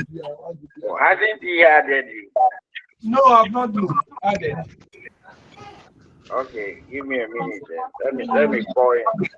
Okay, sir. About Mr. Christian, I tried to add you, but I think I couldn't do it because of you. There is a privacy thing. I sent you the link. Cedric. Yeah. Cedric. Yes. Are you one of the admin? No, I'm not an admin, but I tried to add him. I think it was in other page. So that page everybody can add. Oh, okay. So I tried to add. Yeah, I tried adding him, but because of his privacy, so I sent him the link. The page is all study centers except UPC and West School. Yeah.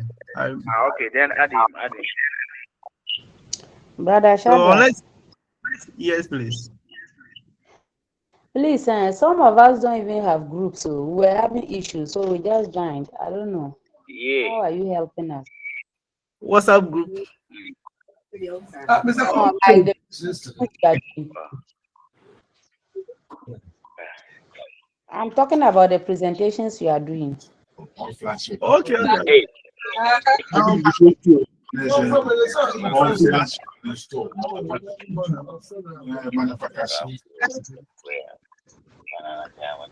I wanted to ask Doc, but I didn't realize when he just left.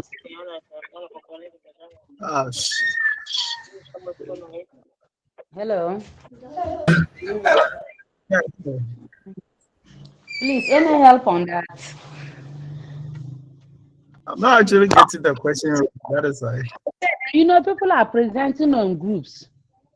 Yes, please. Like some of us don't even have groups that we are supposed to join. Then, like maybe when it's your time, then Okay. you Okay, then unless you see Prof. I learned he pasted some of the group, I think this morning.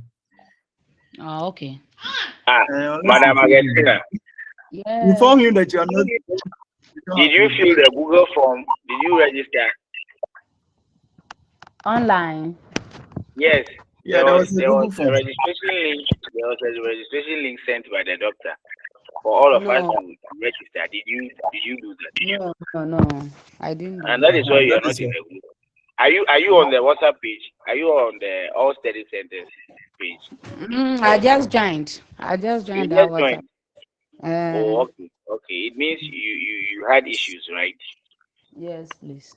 Oh, okay. Then you don't worry.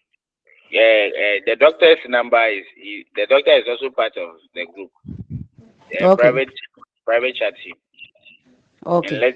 And let him know you just joined. You had issues joining the group earlier. Okay. Thank you very much. Welcome. Is Madam Asana on the line?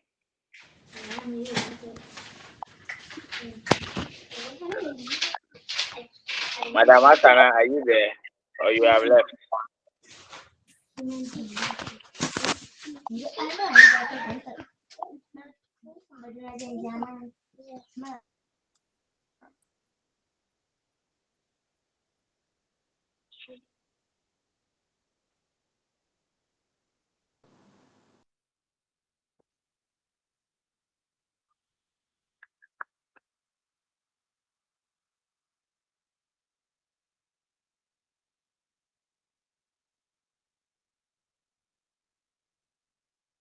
Hey, Odro. Odro.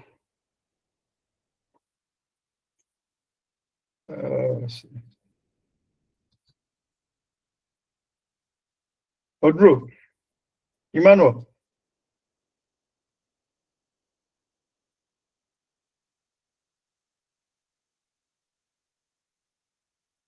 Yo, Charlie. Alpha. Yeah, I was in your hand, Alpha.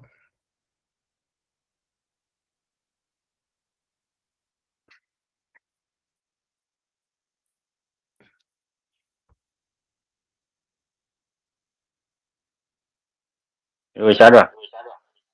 Yo. Charlie, how's it? Charlie, me, shall we phone?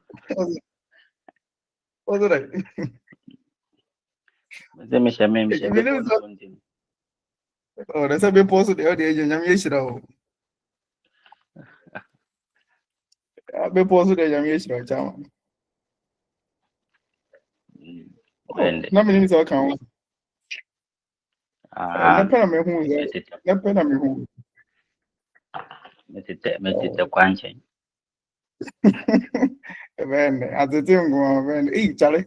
O de enka Be say chile na possible, ngo. person. I'm go so record ya de no. Yeah, they be possible, person. I just ozi pena say kwa was employees so the info. Oh, me ne ben pound. Eh. I knew me was tafo. Kwa tafo. Oh, okay. I'm Mama just say inje oh. nenam. Odro. When I miss Empire. Me was tafo. Oh, okay. Tafo school ben. Tafo Methodist. Me want an uncle. The ever casa back door. I think. Okay, Charlie. Okay. You ready come later. Okay.